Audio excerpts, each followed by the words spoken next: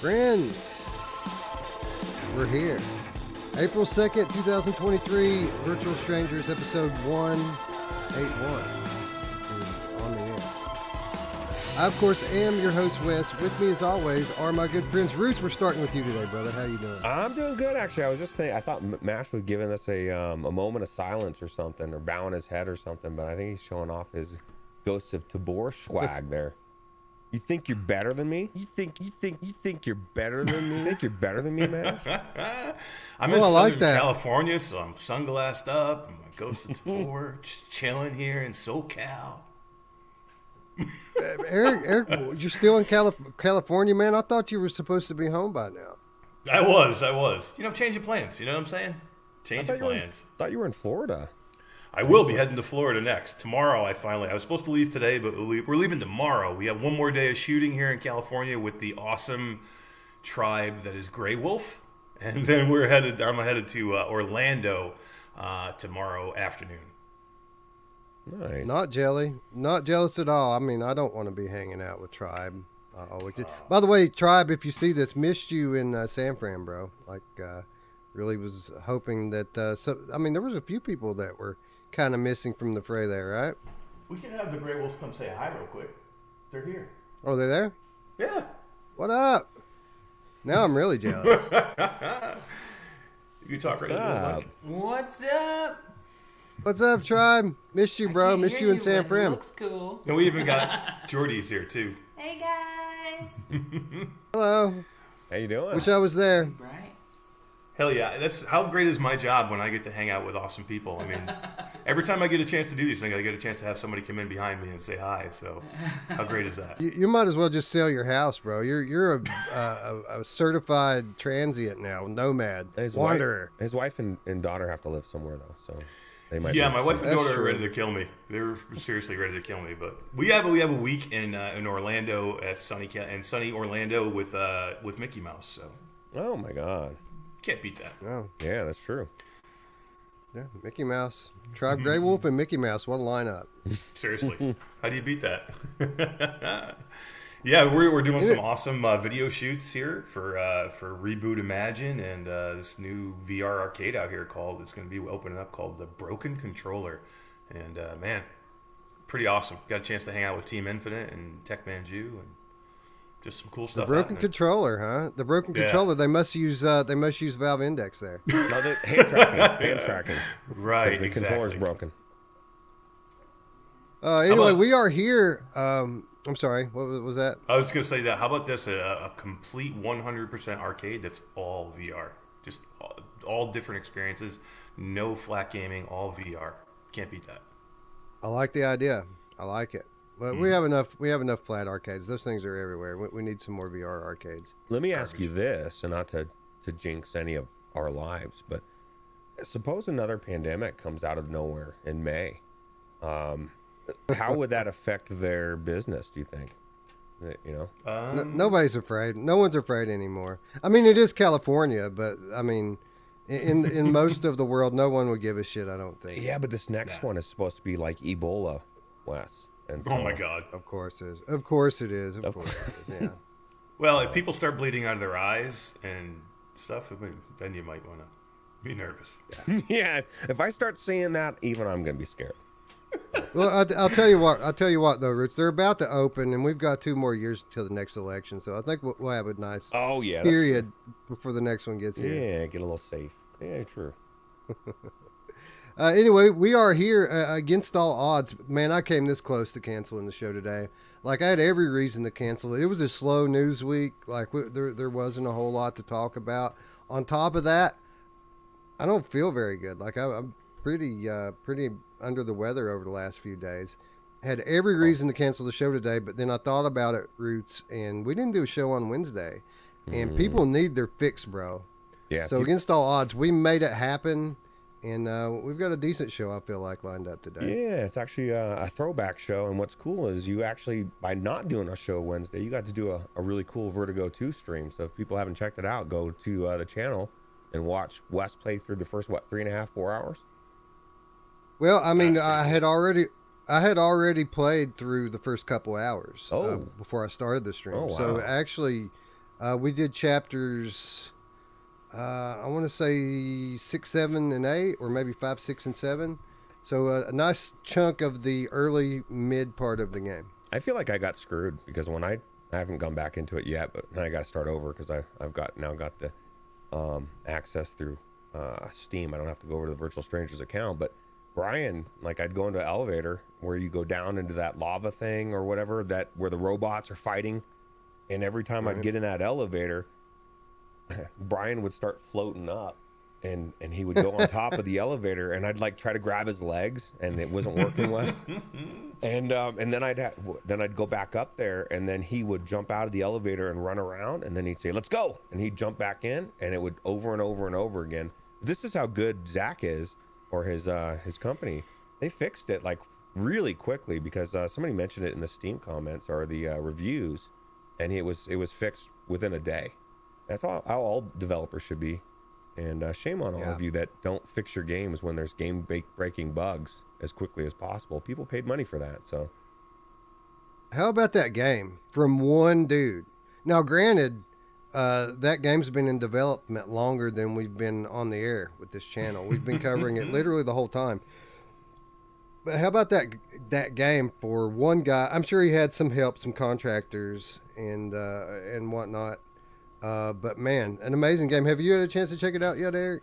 I haven't. I'm going to. I have a couple of down days tomorrow and Tuesday, tomorrow and Tuesday, and so yeah, I'm planning on. I have my computer, my laptop, and my headset with me, so I'm going to get into that. I want to get into some Saints and Sinners on PC, and but I've heard great things. I did watch some of your stream. I mean, it looks amazing. Everybody's saying how freaking great this game is, and I mean, we all assumed it was going to be great anyway. I mean, Vertigo 1 was fantastic and Remastered was great, so I assumed it was going to be great. But yeah, I mean, them taking care of bugs and fixing things is such a great thing.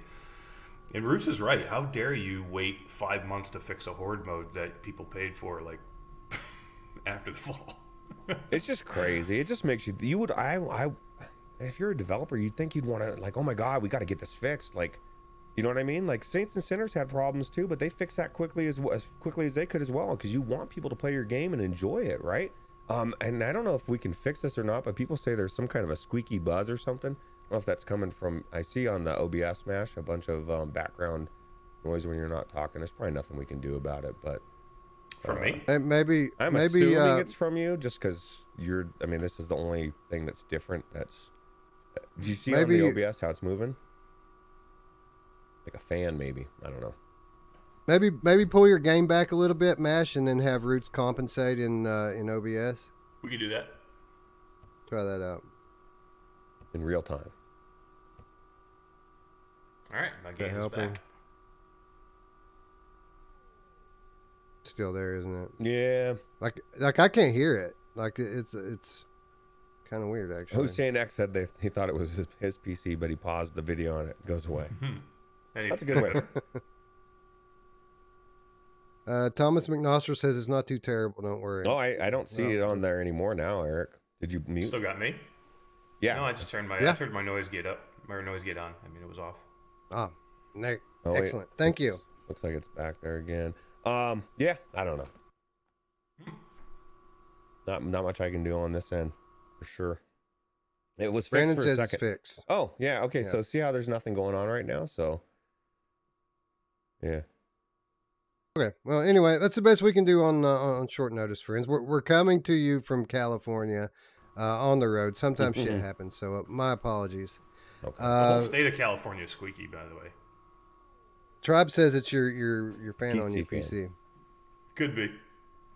Yeah. Anyway, again, we're here against all odds. I almost canceled, but had I canceled Ruuts, we wouldn't be able to talk about Switchback, which I went into yesterday to finish. You know, we plan on doing Game of the Month, the return of Game of the Month this week, and it's going to be an interesting episode as we've had so many great games that came out in March, and I literally don't know what's going to win in any of the categories just yet. But I figured I would start out by getting back in the Switchback and polishing it off for the first time in, since before GDC. So it had been a while since I played it. But while I was in there, of course, I had to replay some of the levels because while I was in GDC, somebody decided to start running off at the mouth. Now, it kind of all started with Gamertag VR. Let's be honest. With Gamertag VR came into our stream a few weeks back and made it a point to put himself into my leaderboards like a day after I'd played the game, just so everyone could see how much better he was than everyone else. So while Dee was here a couple of weeks ago, Dee visited me at my house, and she got to watch me, as you can see in the picture here, go one by one through the levels and make sure that my name was higher up on the list than said Gamertag VR. So that's kind of what started it. But what I didn't take too kindly to, Ruuts, is that while I was in San Francisco, away from my PlayStation, Chinatown D decided that she had to get involved, right? Yeah, actually, and she was very proud of being able to what she said basically was that you threw it out there with Gamertag, so she was going to do it for you. And actually, I called the whole world out. Now that I recall, I told everyone that I was coming for their scores. That's on me. I'll take that. It's on me. Wait till I get home, and then you got to do it all over again because I'm going to beat every one of those scores. Oh my god! I was just telling Mash and Wes right before the show. I said, dude, wait until I get in there because I'm going to start beating everybody. Oh wait, I don't give a shit about scores. But you know what Wes said, and I never even looked at it this way, but he was saying that it's actually in a way better that I don't go for the scores because you have to play a specific type of way. Look at which track is the best. You're constantly shooting. You're not taking in the scenes as much because you're But I mean, you've probably been through these levels multiple times, right? Yeah. So. Yeah. My first time through, I always just kind of play for progress, and then when we play back through it, that's when I'm thinking about my score. Anyway, I was literally on the floor at GDC when I saw this tweet here from Chinatown D, posting a couple of her high scores and pointing out that they were better than mine. So of course, when I got back into Switchback yesterday, I had to make sure that I revisited those levels. And as you can see here, this one's from the Welcome to Inferno level. This is the tutorial level. But, Dee made it a point to post this one, so we had to play through the tutorial one more time just so that we could make a point here. But it wasn't the last, because as you'll see in this slide, a pattern begins to emerge. This one's called Into the Ship's Heart. This is another fairly early on level, but as we continue on through the levels, as you'll see here, the pattern continues to hold. I think we had one more on there, Ruuts, did we not? There we go. This one's called Abandon All Hope. And not only is that the name of this level, I think that's what you should probably do at this point, because there is no hope. Yeah, I'm the man.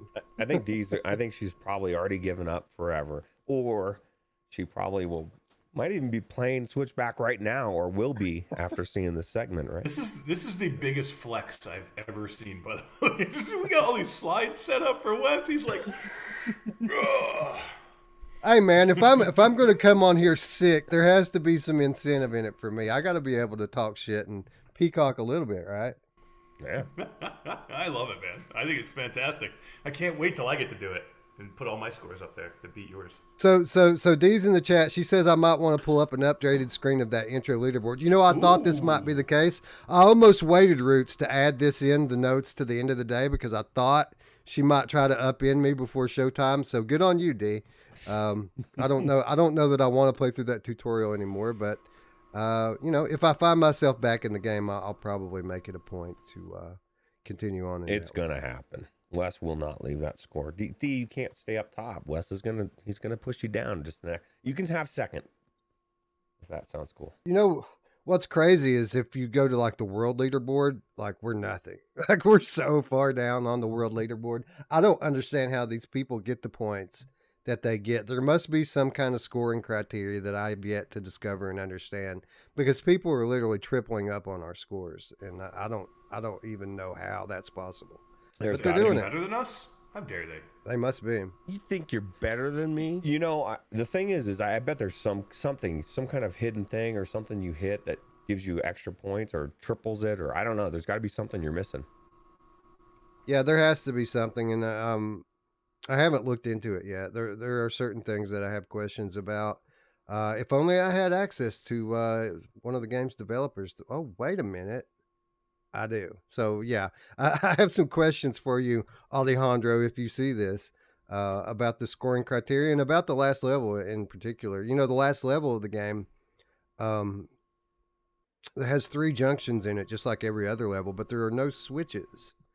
And I played through it 3 times, and it put me on the same path every time. So I'm thinking maybe your earlier decisions in the game kind of dictate the path in the last level, because the last level kind of puts you through some of the sections from the earlier part of the game over again, slightly different this time around.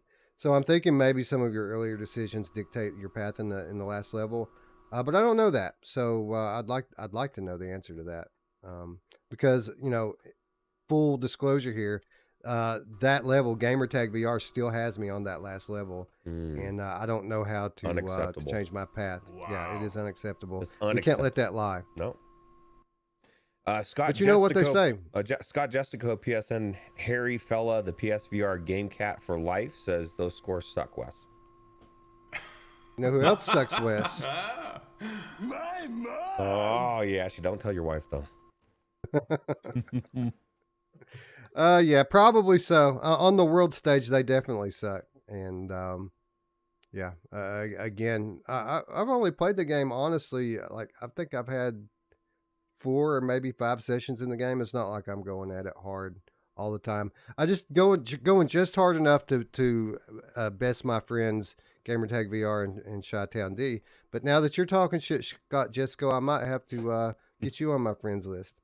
So let me ask you this: how long did it take? Do you think it took you to beat the game if you take out, repetition of trying to beat scores and stuff?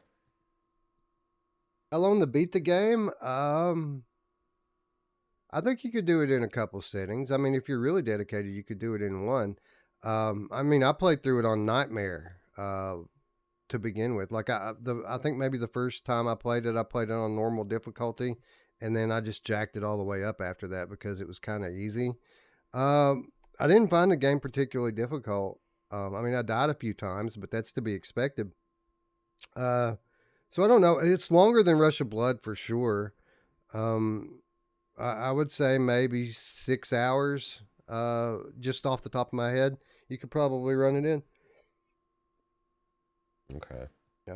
Well, It's not an especially long game, but I mean, Rush of Blood was like 3 hours, Right. once you get through it. Although I did find myself having to replay and try a little bit harder to beat Rush of Blood. Like, So are this you one isn't going to quite go? that difficult? Are you going to go back into Rush of Blood and play it again to see if, and you may already know which one you like better, but I mean, this has got recency bias. You haven't been into Rush of Blood for a while, but I'm kind of curious, even for myself, which one I like better, because I really don't know at this point. I think they're both really good. Most people would tell you that Rush of Blood is better, but honestly, I think these people are kind of putting Switchback up against a version of Rush of Blood that doesn't exist. I think they're putting it up against what they think a Rush of Blood PSVR 2 remaster would be like. Because people are just kind of forgetting that this game looks much better. The haptics are on a new level. The tracking with the new controllers is incredible. There's much more variability to the tracks and much more replayability. There are things that are better about Rush of Blood, and there are things that are better about Switchback. The easy answer is to say that Rush of Blood is better, but I think that people are remembering Rush of Blood through rose-tinted glasses, obviously. It happens all the time with games like this. I mean, people like I know people are like, oh, I remember that game, on Super Nintendo. That was my favorite game, and how come games aren't like this anymore? You go back to those old games, they're dog shit. You think they're great, you think they're fantastic. Like to me, like Rush of Blood was great.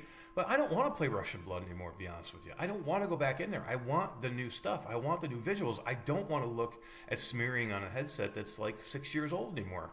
Yeah. So, I mean, I haven't played it yet, so it's tough for me to say it yes or no. But, man, I mean, I don't know. If it's decent, I think I'd be into it way more than a game that's 6 years old. Well, when I played Diablo 2, the remaster, or whatever they did, they re-released it, right? And they had that key where you could hit it and it would go back to the old school graphics. That's one of the things you when you remember a game you played back in the day, you remember it as these really good graphics or whatever, but then you look at it and you're like, oh my God, I can't believe it looked that bad. I think that's a very valid point. So all yours histories in the chat says Switchback is a better roller coaster than Rush of Blood, but Rush of Blood is better. All yours history, the man on Switchback. That's one person I'm not going to talk shit to. Like I've seen your scores history, and I'm glad you're not on my friends list. I mean, it's a kind of a weird thing to say, but I'm glad you're not on my friends list. He platinum Switchback already, he said. Wow. Yeah, I believe it.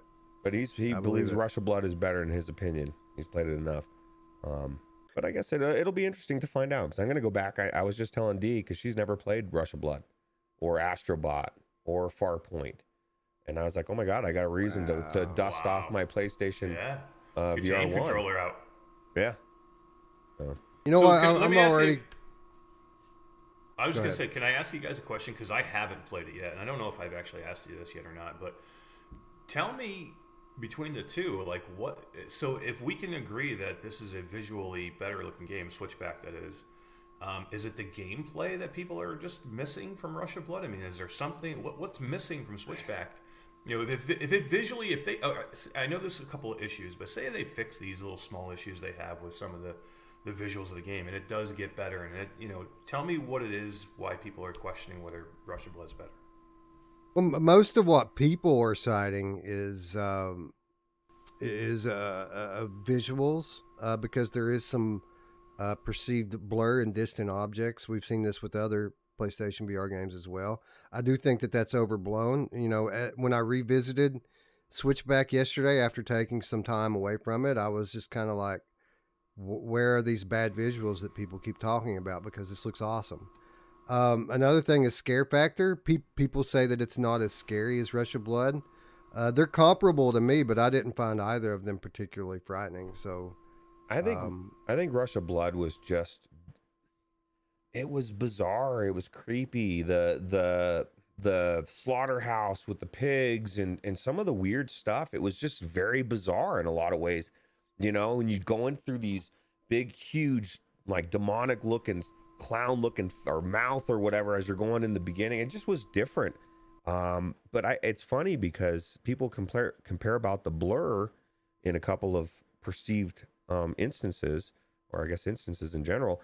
But Rush of Blood has that all the time. You know, that because it's the old hardware, and that's one of the things we said. If we could just get a sharper visual on this game would be better. So yeah, I think I don't know. I'm torn. Now, for me, if you ask me what is better about Rush of Blood, I would say that the general gameplay is better, because while it's the same formula, it's implemented in different ways. There's a lot more bullshit to shoot in Switchback, boxes and jars and stuff like that, where you know, you were more picking your shots in Rush of Blood. Also, there's a hard-coded and very noticeable aim assist in Switchback that you can't turn off. So as long as you're kind of just pointing in the general direction of something, you're going to hit it. So that makes it much less about marksmanship and more about reflexes and endurance than Switchback, which was more about picking your shots, being accurate with them, and so on. So it plays differently, and I like Rush of Blood the way it plays a little bit better than the way Switchback plays. Fluke Rogi has a good point. He said that it has too much downtime. It's actually boring in places. Rush of Blood has better pacing, and then Rhodey, the GameCat Army General, followed up with kind of the same thing: lack of weapon placement, cutscenes when they take your guns away, which I told you I complained about that. There's just too many long loading times. You know, in between, I guess, levels. Those are issues as well. So. Yeah, I didn't like. I mean, I wouldn't call the loading times long, but when you die and you're reloading into the same level over and over again, you'd think that would be pretty quick on PlayStation 5, and it's not. It takes like 10 seconds or 15 or whatever to load in, and that can seem annoying after the second or third time or whatever. So it sounds like maybe they tried to fix a whole bunch of things that weren't broken and they lost their way a little bit? Yeah, well, again, the game director didn't work on Rush of Blood, so it's to be expected, right? Yeah. But again, so, you know, I mean, maybe they shouldn't have called this. Said this was Rush of Blood 2. You know what I mean? Or I know it's not. they the name, didn't. No, they I know didn't. it's not We the did. name, but maybe they should have just separated it completely and just said this is a completely different game. You know what I mean? Yeah, I don't know. Again, we're pointing out the shortcomings of it because that was the context of the question. As I said a few minutes ago, there are things that Switchback does better than Rush of Blood as well. So yeah, I which one's going to be better in the long run? Only time will tell. They're very comparable, I would say right now. And for a game like Rush of Blood, which is a classic, I think that's pretty high praise for Switchback. And I think we have quite a discussion on our hands this week when we talk about the PlayStation VR Game of the Month. Yeah, absolutely. Anyway, my opinion on it when I get back. I really do. Maybe I'll be the one who can decide if it's better or not. yeah. Well, I think we're going to be leaning on the community, honestly, with regard to this, because there was some good stuff come out on PlayStation this past month besides Switchback. So I think we're going to be leaning on people's opinions. So if you want your opinion to be heard, be sure to tune in this Wednesday as we have this discussion. Yeah. Wolvie says that's why stories are hard to do in VR. It's as you're standing there with your dick in your hand, waiting on the scene to end. It can be too much. But that's why I was telling Dee this about Farpoint. Like it was the opposite for me. Like I was bummed when the cutscenes when the story was when I had to get back to the game. I was like, oh fuck! I was getting into the story so much. So I mean, I guess if the story's compelling enough, you really won't care about standing there.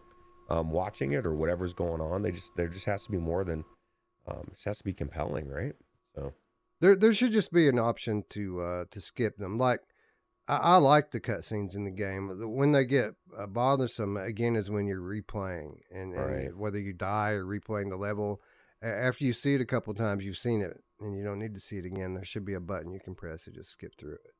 Yeah, but some developers, they're so impressed with themselves and their work that they want you to watch it every time. You're gonna watch this 17 times, Wes.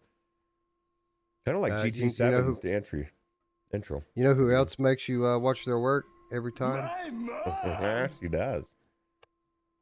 Anyway, yeah, that's Switchback. Much more to come on that this Wednesday. Make sure you subscribe with notifications on to hear more about that, as well as the other awesome games that came out this week. But folks, we have a show to do. Let's kick it off by saying hello to our friends in chat. Scott Jesco, PSN Harry Fellow, the PSVR Game Cat for Life, is with us. He says Farpoint was great, indeed. Hell yeah. Spry Guy's here. What's up, Spry Guy? Good to see you. Ryan Brannon is here. He says, you know who else likes a dick in their hand? My mom! Oh, yeah. She's happiest in life when that's happening. I heard. What's up, Stephanie? When doesn't she have that in her hand? That's true. Stephanie Masher joining us, your wife, in the chat. Good to see you, Stephanie. Thanks for hanging out with us today. Hell yeah. Hi, honey. Looper, the Underground Game Cat is here. Techno Glitch, Chinatown D, all here. All yours history. Wolveraza, Awesome Tatum. Rhodey, the Game Cat Army General is here. Michelle B is here. Bad Robo. Thomas McNostril. Hello. Who else? Fluke Rogi. Good to see you. Let's see here. Who else? Roots, I gotta get a new mouse, bro. This sucks. This is like the seventh. I'm sending you a new mouse as soon as I It's get like home. the 7th week in a row that you've said that. You do need to get a new mouse. Yeah. Mark Pringlesleaf is here. Arcanian is here. I love my gaming See mouse, you. by the way. I could never get rid of it. It's too good. Well, I have a cheapo Logitech mouse. I got all these extra buttons on the side for what, and even just Tarkov the other day was nice. It was phenomenal. Rogue TR is here. Ion the Icon is here. Je ne sais quoi is here as well. Good to see all of you. Wat Morin is here. Good to see you, friend. Hussein X, Herb the 24/7 Game Cat is here. What up? Who else? Scrolling. App J is here. Tribe Grey Wolf, of course, is here. He's there, right? Not only is he here, he's there. He's here. He's there. He's everywhere. I see a new name, Hunk Flow, says, "Do you guys cover Team Beef stuff?" Team Beef. Yeah, of course. Yeah, when there's something cool out, like I think what's the most recent thing they're working on? The Jedi stuff. Like we haven't done that one yet, but typically we cover Team Beef mods. Yeah. We try to cover all the good mods. Yeah, absolutely. Speaking of which, we kind of got upended by Game of the Month this week, but we're going to be getting into the Prey Dog Resident Evil 4 mod ASAP. Probably going to do that one next week. Have you gone into it, Wes? Because I tried to go into it last night and I was having issues. It just kept telling me it doesn't play in VR, and then it would like load into some. It just was weird. I've never seen what was going on before, and I ended up giving up. No, I have not, but I'll keep an eye out for that and let you know when I do get into it. Cool. I was thinking maybe we do a Resident Evil doubleheader next week. Yeah, that sounds good. Do Village and RE4. Cool. Do some giveaways. I've got some keys. Maybe we do some Resident Evil 2 giveaways. Oh, Mash, your wife just said she gets your husband back. She hasn't heard that you've got another week. You had to. She didn't hear the news yet. Oh, I didn't tell her that I have to be stuck in California for another week. Oh God! Can you imagine? Sorry, honey. If that was true, I think you'd probably be in big trouble. It's all right though. My latest assignment from Impact Reality is to go to Florida and hang out with Mash's family. There you go, perfect. I mean, seriously though, thank God for Wes, being part of Impact Reality, because Todd is gone on vacation. I'm here. We've been traveling like crazy. Jasmine's been back and forth between her home and here, and like we had like a whole bunch of stuff for Wes to do, and he's like, I got a show to get together, but let's get this too. He's like, we'll get it all done. He was kicking ass. That's awesome. Got it did. I never even thought about Todd being gone. It's been a hectic time to try to get anything done. You guys amaze me how you kind of always switched on. It was, you should see the scene. It was the same every day when I would wake up. Ruuts, you would walk into the living room and all these people that were loud and boisterous when I went to bed were all just kind of zoned into their gaming laptops when I would wake up. That's funny. I was kind of the lucky one because I didn't have a laptop or a phone that could get any kind of shit done. So I was just kind of chilling. Yeah, you had no choice, right? Yep, I had no choice. That's right. We were sending pictures of like me and Wes and Todd and Skiva and Jasmine all working on laptops to the Ghost of Tabor people because it was such a crazy week, right, with their launch and everything. It was fun. Yeah. Get it in where you can, right? Yeah. Yep. Let's see. Who else is here? Derail's here. What up? Phil Yarn is here. Good to see you. Let's see. I think we said hello to Looper already. Tom Parks is here. Four Wheeling, of course, is here. Carl Parker, JS, both here. Lesser Logic is here as well. Not sure Brondo. Oh, by the way, like in the I think toilet? Brondo. Oh, water from the toilet? Right. Like in the toilet. Rondo, I think, gave us a donation before the show started. So thank you, Rondo. I don't know if it's still going to be on here, but we appreciate the support. Yeah, absolutely. Let's see. Lage SE joining us from Sweden. Good to see you. So Light Brigade devs fixed the game breaking bug I had the same day. Yeah. Got a chance to meet Eddie Lee when I was in San Francisco. Cool dude. And yeah, you're absolutely right. I think the Light Brigade was kind of the sleeper hit of the PSVR 2 launch cycle. Well, we kind of said that was going to happen too, right? Before everybody was, it's just so good. Such a good game. It's really good. Yeah, there's people that are just hooked on that game. It's like Mother Gunship Forge. You get some games that people just keep going back to. Like this, people still going back to Mother Gunship Forge. Yeah, I'm the same. I have to try to not think about Light Brigade because I'm trying to play stuff that I need to play for the show. But if I start thinking about Light Brigade, then I just go play it. Yeah, you haven't gotten the sniper class unlocked yet, have you? No, because or the assault class. It's right? weird, man. There's all this awesome progression that they built into the game, but you don't need any of it. Like I can take that first rifle and blow through the game. So I don't know. It's kind of weird. I guess it's just a different. Happy birthday to Mickey Burr's mom. She's 80 today, guys. Oh wow! Wow, she's got the same birthday as Spry Guy. That's crazy. Oh my God! Happy birthday, Spry Guy. By the way, I feel bad for not saying something.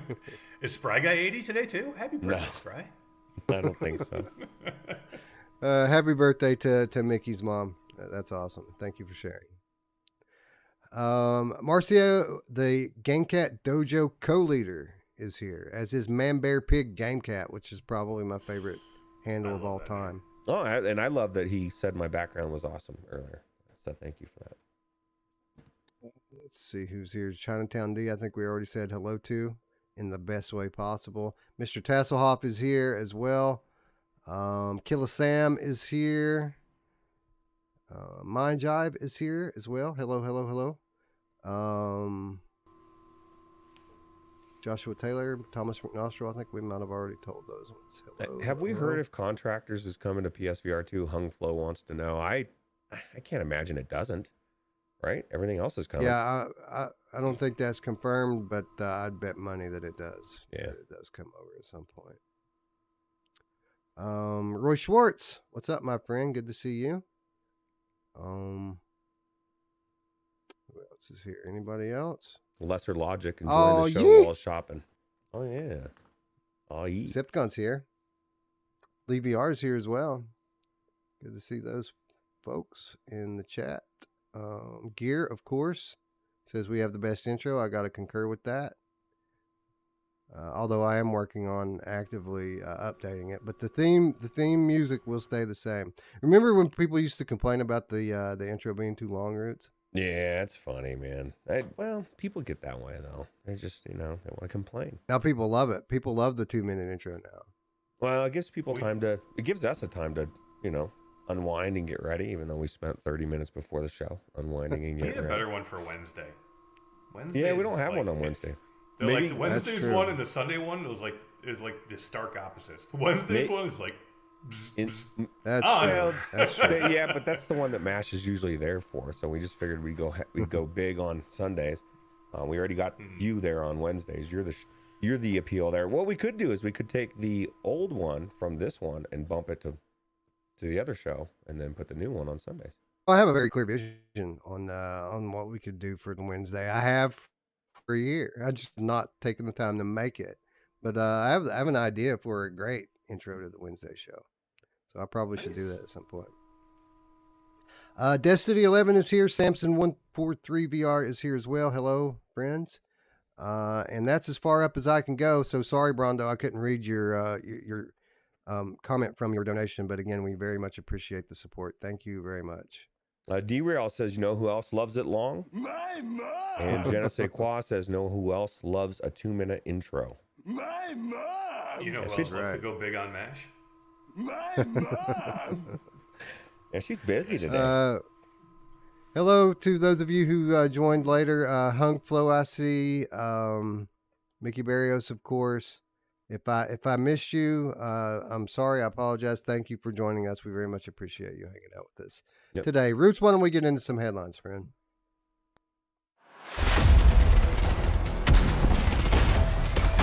All that preparation, all that expense was for nothing! Are you fucking... But we got you a flash drive.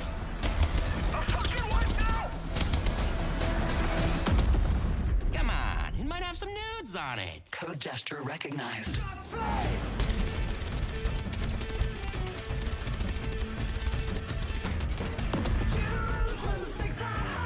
You spent your whole shitty little life in this place. We're about to pull the biggest score in this shithole's history.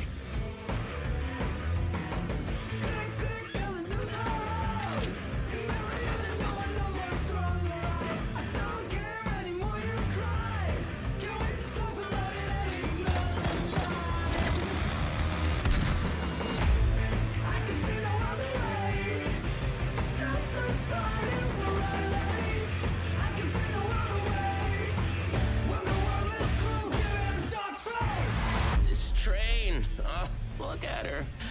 She's a beauty. Fantastic mix of the traditional and the super modern. You mean, it's pimp to fuck?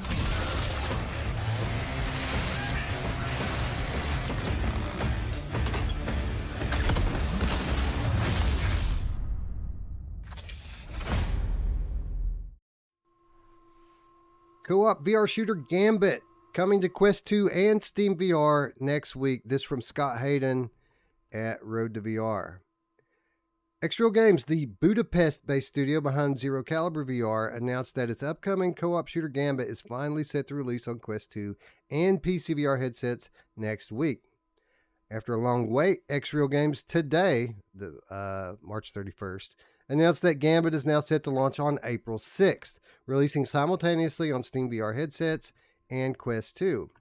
The cross-platform game is said to offer hours to plunder, 4-player co-op, dozens of guns, a myriad of attachments, skins, masks, deathmatch, tournament ladders, minigames, leaderboards, climbing, graffiti, hidden rewards, the GNOP, boss fights, free updates, dedicated customer support, and so on. You know what they didn't list here, Eric, that I happen to be acutely aware that will be coming very shortly after launch is a new zombies mode for this as well. Really? Ooh, That's we right. all love zombie modes for sure.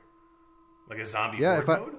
Like a... well, I mean, if I understand correctly, maybe I'm mistaken about this. I think the zombie mode is going to have some kind of story content to it as well. Damn, I'm down. Interesting. Yeah, I'm down. This game was already awesome. We covered it months ago. This was a game that was meant to launch late last year. It then got delayed due to inconsistencies between the Quest version and the Steam version. We were expecting it to launch in March, which it did not, but not that big of a delay, Ruuts, as it's coming 1 week into April. And what can I say? I can't wait. Yeah, what, April 6th, right? That's right. This week. Couple days. This week, 4 days. That's crazy. Yeah, so this is what I'm the most excited about. As soon as I saw ladders in there, I was like, oh, fuck, man. That's the... You start telling me I get to climb ladders in VR, and I am there. But no, this is actually, like I said, there was a little bit of jank when we played it, and that's kind of a part of what we hope that they fixed as well, right? But definitely a good game. You say that in jest, and I get it. It's kind of an overdone thing in VR. But the climbing in this game, if you'll remember, is pretty cool. There are a lot of hidden areas with collectibles and upgrades and things, and you really have to search the maps. And it isn't always obvious what you can climb and where. You have to look for this stuff. So yeah, ladders, I get it. Yeah, ladders kind of suck. But the cool thing about this game, Eric, is that you can climb a lot more than just ladders, right?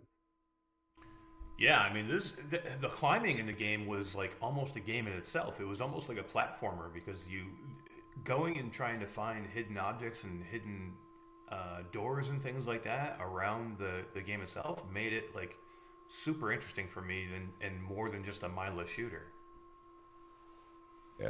Yeah. And you know, Ruuts, I mean, we've yet to kind of play through the entirety of the game, but I'm really excited for this one because this is a game that's kind of always promised us everything we want out of a looter shooter. This is like a Borderlands style game that has many elements, including shooting and platforming and looting and all of that. It gives us the story content that a game like After the Fall is missing, right? Yeah, absolutely. I'm just excited to actually have a fourth person in there instead of the AI person. That, although they did do a pretty good job killing, because that's one of the things I remember about playing this game is it gets pretty crazy. There's a lot of action, a lot of shooting, a lot of doesn't take much to die, so you can't just run out there willy-nilly shooting, going crazy. So yeah, definitely gonna be cool. You can't just charge the enemies with the shotgun, Eric. I always want to, though. Yeah, I know. It's and hard somebody to fight said that earlier, urge. somebody said earlier they hate bullet sponges, but I don't know. This was tough, man. These were not like just like dumb enemies, and like, you know, I mean, I remember us dying a lot when we were in here, or at least you know, getting knocked down a lot. The game does a good job of distracting you. The maps are pretty big. They seem linear, but there's lots of little tiny offshoots and hidden areas. And you're constantly looking for the upgrades, right? You don't want to just run through the level. And man, they do a hell of a job of hiding some of this stuff. I remember, Eric, one of the early levels, like we found the upgrade by peering down into kind of like a sewage vent in the street, and you look down in it and there's like a chest or something down in there. Yeah, I mean, it's so cool. I mean, remember that was one too. We had to like find the button that you had to push, and there was one on like the backside of like a pipe that was in a corner. Like you'd really have to like find these things. And to me, they made something. If this was just a straight shooter, it'd probably be fun for a little while, and then you'd probably lose interest. But because of all the extra stuff I think they have in here, and now you're saying they got a zombie mode coming too. I mean, and then maybe that's why it delayed a little bit. They had all these things, and it was very, very like daunting, the stuff they were trying to put in this game. So I'm really glad they delayed it until it's ready. I hope it's ready when it comes out and it's polished and everything is in there that we want. Yeah. I have faith. I have faith. They've made us wait. I don't think that's for nothing, right?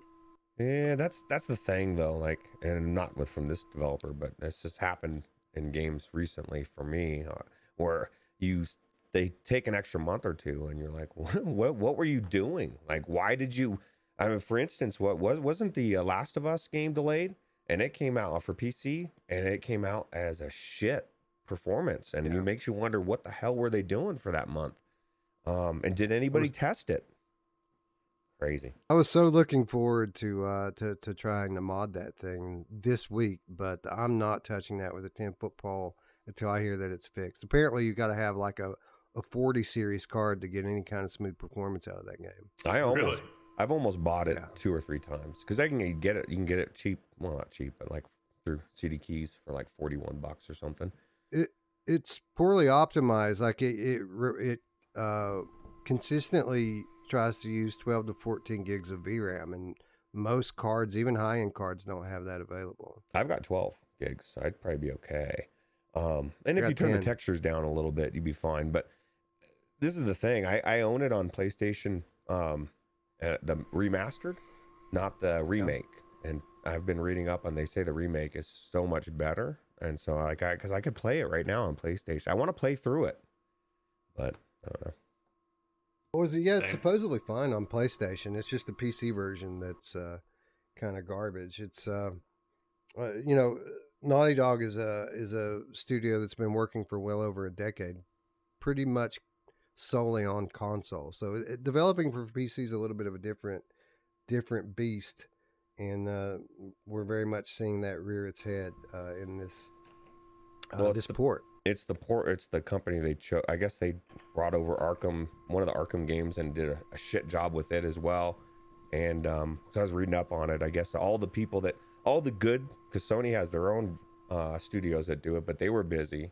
And then Naughty Dog also has their own, but they were busy doing something else, so they had to go to this other company.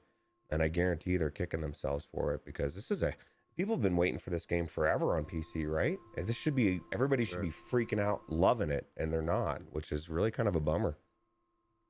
Yeah, and we've seen this a couple times from these PlayStation ports, and it's really unfortunate if Sony's planning on establishing themselves as a force in PC gaming. You got to make sure you got to have the same level of quality assurance that you have for your console releases. Yeah. Absolutely. Tech wants to know what the cost on Gambit is. Do either of you know? I do not. Oh yeah, yes I do actually. $20. $20. That's a $20. That's a no-brainer. Yeah, it's a no-brainer. For all the crazy, different right? modes and extra stuff that's in this game. I mean, Yeah. I couldn't believe it when I saw it. I thought maybe it was a typo. Maybe it was, but I'm pretty sure I read that on the official X-Real Games Discord. So I'm pretty sure that's legit. $20 as a launch price on that. It's crazy. Yeah. They know how to make sure people buys the game, right? Yeah, that's true. I mean, that's the thing is, like, do you want to sell more copies, or do you want to sell less copies and then have people shit all over it just because the price is too expensive? I'd rather have it a little bit cheaper, and then you're guaranteed, well, if the game's good, guaranteed to sell way more copies. Well, it's a squad-based game. You got to make sure people are in there playing it. Like, I mean, you could play it single player, and it's fun, but the real fun is getting in there with your friends. You know what I really love about this game, Ruuts, aside from all of the technical things we already talked about, I love the attitude of it. Like the art style's awesome. The weapons are awesome, like chainsaws and stuff like that. But then, I mean, these guys have potty mouths too. Like it's a F-bomb every other second with this game. It's funny because I was just watching gamer tags. They had the 12 games coming out or whatever. upcoming games, and he was talking about this one, and he said the exact opposite. He said that it seems like it was just thrown in there. That he's not big on that type of gratuitous language type of things, just for shock, or however he phrased it. So I could see some people taking it that way, right? It's a different culture over there, and you could see this when we do the CruCast, which, by the way, we will be returning tomorrow. You can see this when we do the CruCast, and we start with our salty language. You know, Miss GT's very quick to chime in the chat, and GT's quick to throw out the apologies. If you watch UFC on BT Sport, the UK affiliate, anytime someone uses any kind of foul language, there's a disclaimer that pops up on the screen apologizing for it. They just live in a different culture over there, and I can understand why that would be bothersome to some It's bullshit. It's complete bullshit. Can't It is fucking bullshit. stand it. Bullshit, man. It's freaking bullshit. Okay, we just got that in the system. Anyway, very much looking forward to this. You know, I'm not sure what the embargo details are on this game. If we were to get early access to both versions of the game, I could possibly see us upending Game of the Month, pushing it back a week so that we can cover this early. But I don't know if we're going to have the opportunity to do that. So as of right now, the plan is to go ahead with Game of the Month this week and do Gambit next week. Anyways, looking forward to playing it regardless. And of course, if you want to stay up to date with all the latest on this game, and as well as every other, you know what to do. Click the red button, ring the bell, and we'll be here for you.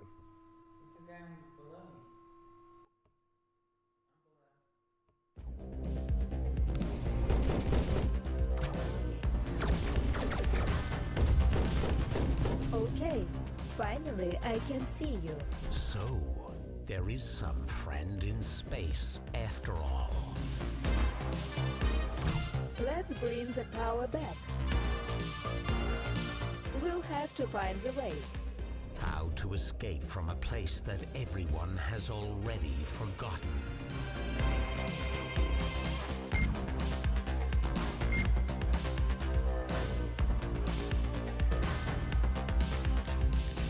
Bots fight in human.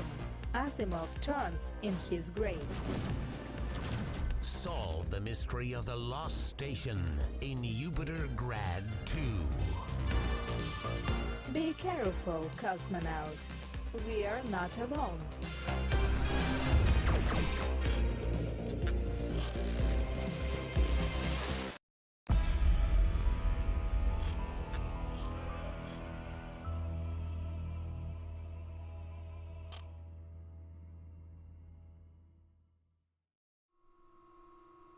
Yupitergrad 2 preview.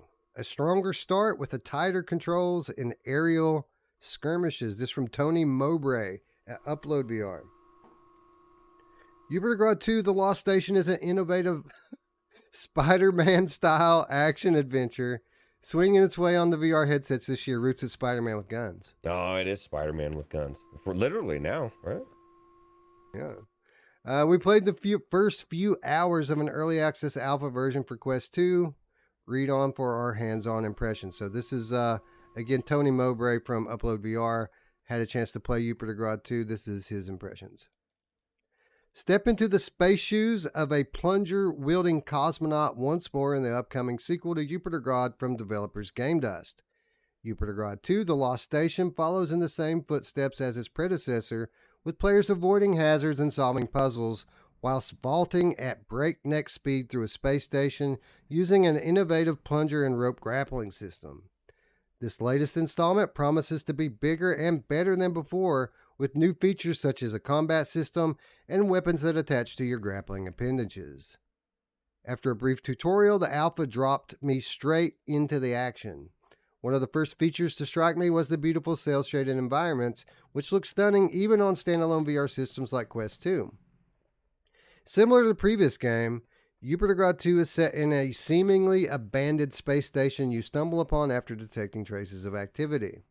However, this time you are also accompanied by an artificial intelligence named Aisha, who acts as a guide to support you through the station's many challenges. Gameplay will be very, very familiar to fans of the original game, delivering the same exhilarating, fast-paced swinging action. Traps were still challenging, but the controls seemed tighter when compared to the predecessor, which made the experience feel a little less demanding and frustrating so far. Another thing that's noticeably different from the first game is the open-ended exploration that encourages searching the space station for pickups and new passages. In true Metroidvania style, the game now includes a dynamically updating map to aid your wayfinding through the large interconnected station. The original Yupitergrad had little need for navigational support, as it was a much more linear affair that intended to funnel players from one area to the other with little deviation. The newly introduced combat system was also a welcome addition, providing a healthy dose of action that changes up gameplay nicely. Alternating your arms to swing through the air while taking out a drone with a bolt gun is an experience that's somewhat reminiscent of the VR action game Swarm. However, traps in combat felt unbalanced at times, and there was also an assortment of bugs to deal with.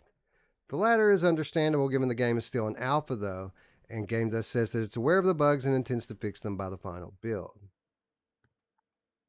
The alpha preview took me about 2 hours to complete, with the final campaign said to be 4 to 6 hours long, around twice the length of the original Yupitergrad campaign. From what I played, Yupitergrad 2 The Lost Station takes the best parts of the first game and improves upon the formula with welcome additions that are likely to appeal to existing fans and newcomers alike. GameDust says that Yupitergrad 2 The Lost Station is slated to cost $24.99, subject to change, when it arrives later this year. It will release first as a time exclusive for Pico 4 before coming to MetaQuest 2, PSVR, and PSVR 2 platforms at a later date. Ruuts. Pico exclusivity aside, this is all very exciting news. You know, this is one of our favorites. It was a surprise launch for us a few years back, and we loved it. We loved the old school platforming style that they had going on here in first-person VR.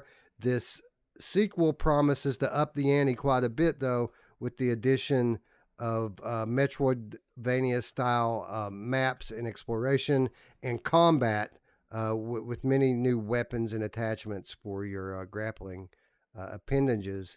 What do you think? What do you think about what they're saying here so far? Pretty cool, right? Yeah, actually, everything about it sounds good. Even the Pico 4 exclusive, because I'm sure I'll be playing it before it even comes out, so I won't have to worry about that. But this is the thing. It was such an amazing game, the first one, that if they've improved and made the best parts of it even better, that just sounds amazing. This game, the first one, felt so good. The swinging around, I love that. Like, I was watching the trailer, some of the crazy like things that you have to dodge, right? All those propellers, and it's just such a good game. And now they're adding actual combat. Super cool.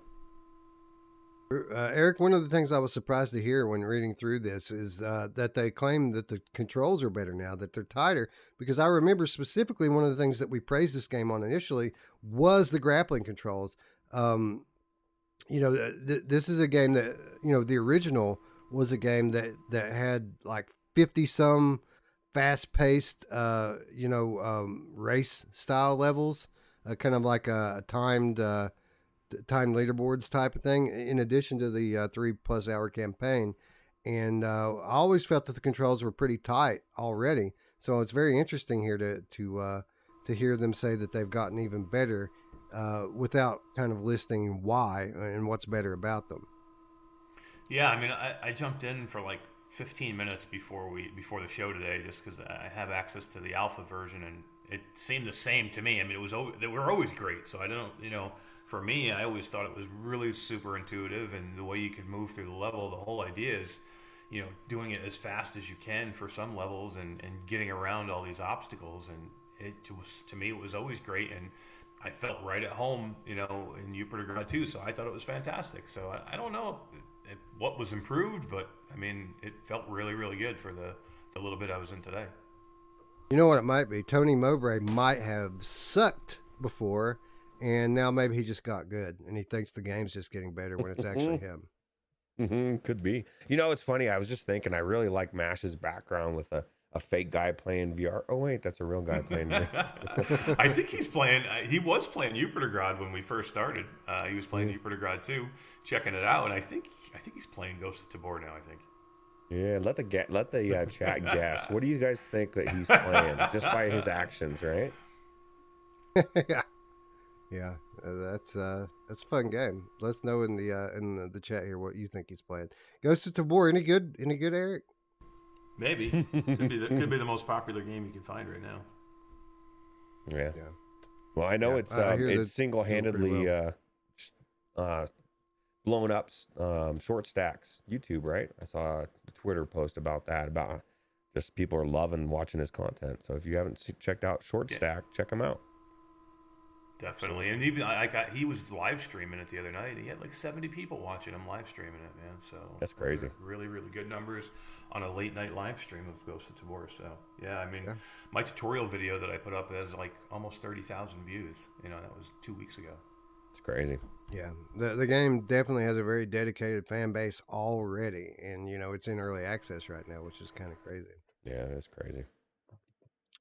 Anyway, super hyped to check out Yupitergrad 2. Definitely a lot more to come on this game as we get closer to launch. Eric, what's the deal with the Pico exclusivity here? Are the ByteDance people finally ponying up some money to get some exclusive content on their platform? I don't think so. I think this probably was in the deal 6 months ago, most likely. Pico is in huge flux right now. I would say that this was something that was set in the cards a long time ago, when things were when the picture was a much brighter thing for ByteDance and Pico. So what you're saying is that Pico's pretty much fluxed right now. What the flux? Yeah, I know, right? I feel bad for Pico, man. I really do. I mean, Pico's a company that's stuck in the middle, right? Like, they're not ByteDance. Pico is Pico. I mean, most of the people that work for Pico are people that were there before ByteDance took that company over, right? So they're like stuck in the middle. They just want to put a VR headset out, right? They want people to play their VR headset, and politics and governments get in the way of these things. So. Yeah, you take funding from China, you do what China says. Just the way China number one. Yeah, China number one. Yep. So, Ruuts, could you tell how slow the news week was this week? We lead off our headlines with something that's out this week, which typically would be in the reminders. Then we go on to an article from Upload, which is pretty much a review. Typically, we would save this stuff and review it ourselves. But again, we needed some headlines this week, so this is how it goes. I will say this, though. There was one legitimate headline that really made our show this week something that we would have covered any week, and that headline is next. This great temple was built to hold the eye, and I was called to guard it. Deep within this temple, the darkness grows, and to stop you, he springs every trap. Rise up, hope bearer. It's time we end the darkness.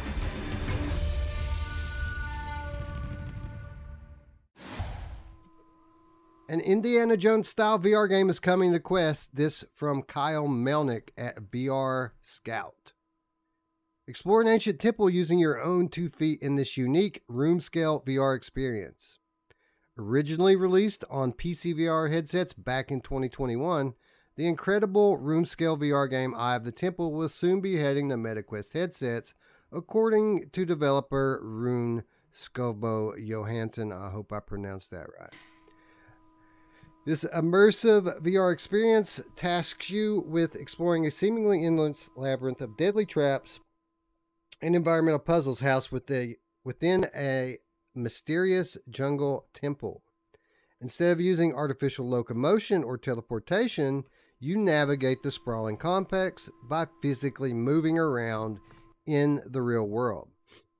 Thanks to some clever level design, you only need 2 meters by 2 meters of free space in order to play this expertly crafted room scale experience. The game uses a series of moving blocks and rolling cylinders to make it feel like you're traveling long distances while keeping you contained in a small space in real life. As you make your way through the temple, you'll interact with ancient traps, using your trusty torch and whip while dodging a wide variety of killer traps. There are also secret areas to discover and treasures to collect, offering much in the way of replayability. And if you're feeling competitive, the game features additional speedrun challenges where you can race through the temple at a faster speed. Quote, I've worked extensively with Salme Games to bring my vision of Eye of the Temple to life on Quest 2, said Rune Skovbo Johansson in an official release. A lot of the game's visuals, such as the lighting and water effects, had to be re-implemented from scratch in order to retain the same aesthetic on the lower-powered hardware. We also had to create our own manual occlusion system to supplement the engine's built-in solution in order to support the game's expansive world. We're proud of the result and can't wait for players to experience the game on its new platform. Personally, I can't get enough of these experimental room-scale games. It feels as though Meta standalone Quest headsets were tailor-made for these types of untethered VR experiences. Hopefully, the response is positive enough on Quest to encourage more developers to explore this style of locomotion. Eye of the Temple is available now for $19.99 on PSVR headsets via Steam, and coming soon to Quest 2 and Quest Pro, according to the developer. For more information, visit eyeofthetemple.com. Ruuts, we covered this game on PSVR 2 years ago when it launched, and we were just absolutely blown away by the way they implement room scale in a way that really no other games have, and very few others have even attempted. But there was one major takeaway from that review when we did it all those months and years ago, and is that this game needs to be a Quest game. This game needs to be untethered to fully enjoy this gameplay style. And at the time, we were told that it's not happening.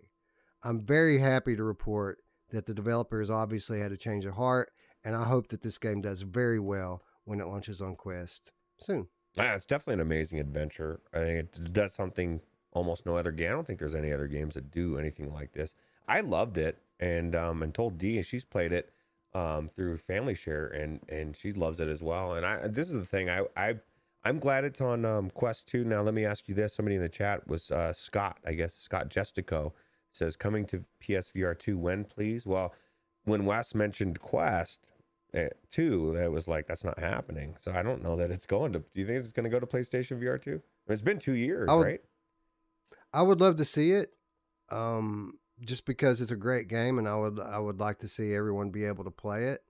But I meant what I said a moment ago. I think Quest is the way to go with this one, Eric. And it's not often that we say that, right? But the ingenious system of locomotion that they've developed for this game, it's tailor-made for an untethered solution, right? It really is. I mean, the way you move with this game, even though it's like in your own play space, it's just easier to move around when you're not, because you're constantly turning in this, and that's one thing that you do get caught up in a cord when you do turn too much. So this game is all about turning in your play space, and that's the way they make it work within a 6x6 play space. Is they have you turn, they have you step, they have you back up, they have you feel like you're rolling on a log or a stone. So it's really meant for this headset, and I'm just shocked that it's taken them this long to figure it out. Like, this is the headset they probably should have developed for from the beginning, but you know what happens is a lot of times they need to figure these things out in Steam to be able to put it to a mobile headset. So it may have not been possible to make this game on a mobile chip headset in the beginning until they figured out some things in Steam. So most likely this was the path they had to take. Well, the good news is you can still play it on Steam, right? That's how I played it wirelessly. Sure. With my Quest 2, and that's why I liked how you said originally, just a second ago, you said it was meant for this headset, not the, you know what I mean, not necessarily playing it on the Quest version, but just on the Quest 2 or any wireless headset. So. Yeah, the original Steam version was developed by one man and was in development for a very long time. And obviously, he's reached out to Salme Games to get help with porting this over to Quest.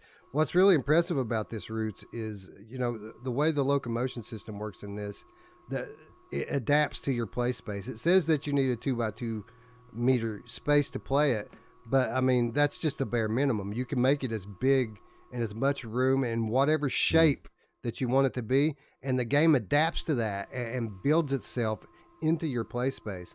One of the things that really impresses me about this, Ruuts, is that, unless I'm mistaken, I think the original game required something like a 2.5 by 2.5 or 3 by 3. It seems that they've actually been able to shrink the minimum required space for this game, and you know, as big as some of these levels are, that's pretty impressive. I think it was. I was reading that chat. I just got lost my train of thought. But yeah, no, it's definitely. Rephrase that, because I totally spaced what you just said. I'm sorry, man. No, I said that it's impressive the way this game. You know, the 2x2, the 2x2 meters. Yeah. Okay. It was 3 by 3, I believe. And this is the thing that I will tell people: be cautious, because it will adapt to your play space. And I say that because I found out the hard way. Because I don't draw my play space like where I play. I just draw it like almost my whole room. Just you know, I just don't want to deal with any of that bullshit. I just draw it. It's through my desk. It's through part of my wall. And when I played it, I didn't think about that, and it literally walked my face right into the wall because it's saying, "Hey, you got more space." But once I shrunk it down to the actual game space, I was paranoid at first, but after a while, it does it so well. It really does get you just turning around. And we've talked about this out in the past, is how cool would it be if all games did this, where it's rebuilding the worlds around you, and it, you know what I mean? And you literally just able to do this for every game, you know? So yeah, it'd be great. I will say, not only should you make sure that your Guardian is set up perfectly before you play this game, but I would also suggest giving yourself maybe a 6-inch space cushion between your actual boundaries and your Guardian boundary, because like I said, it uses every inch of it, and if you put it right on your wall, this game is going to walk you right up on your wall.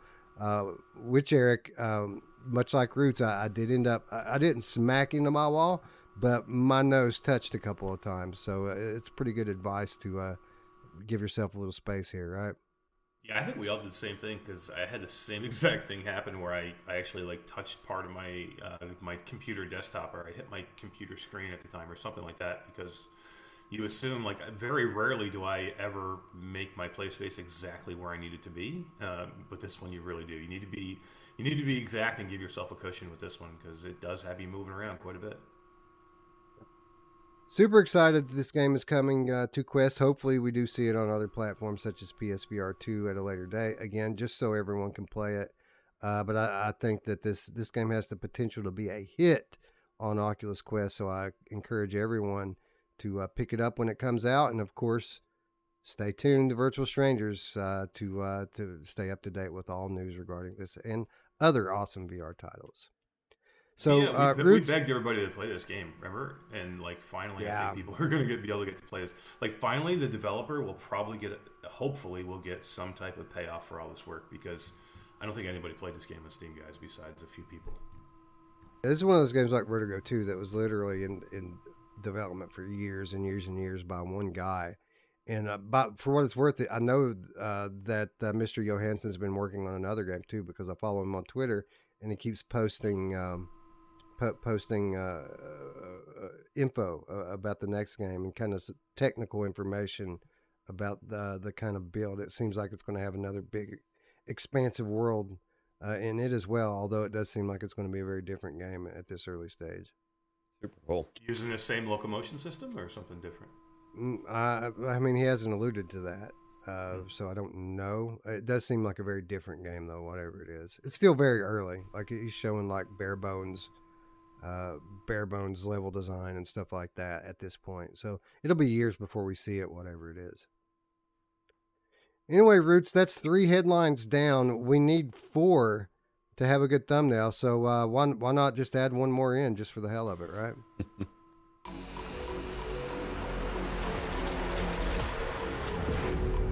Poe, 2 months ago we received intel on the techno-terrorist network, OFUS. You're our off-grid shadow operative for the Espire program. Whatever is said in this room stays in this room.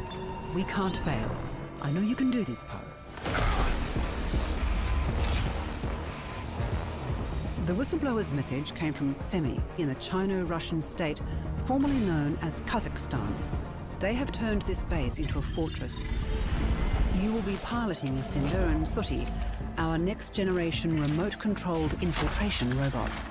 Cinder is our full-size unit. Fast, tall, strong, and highly skilled at intimidating guards. There's enough tranquilizer in those guards to knock out an elephant. Sooty is your sneakiest asset. He can duck under tables and pipes, and is the master of distraction. Over here. Who said that? That voice.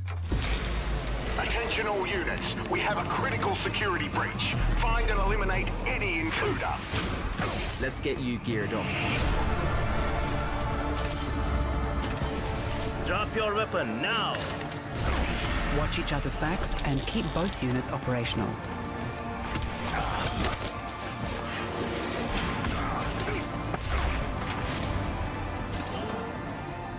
We have to stop them. Sending you in. Good luck.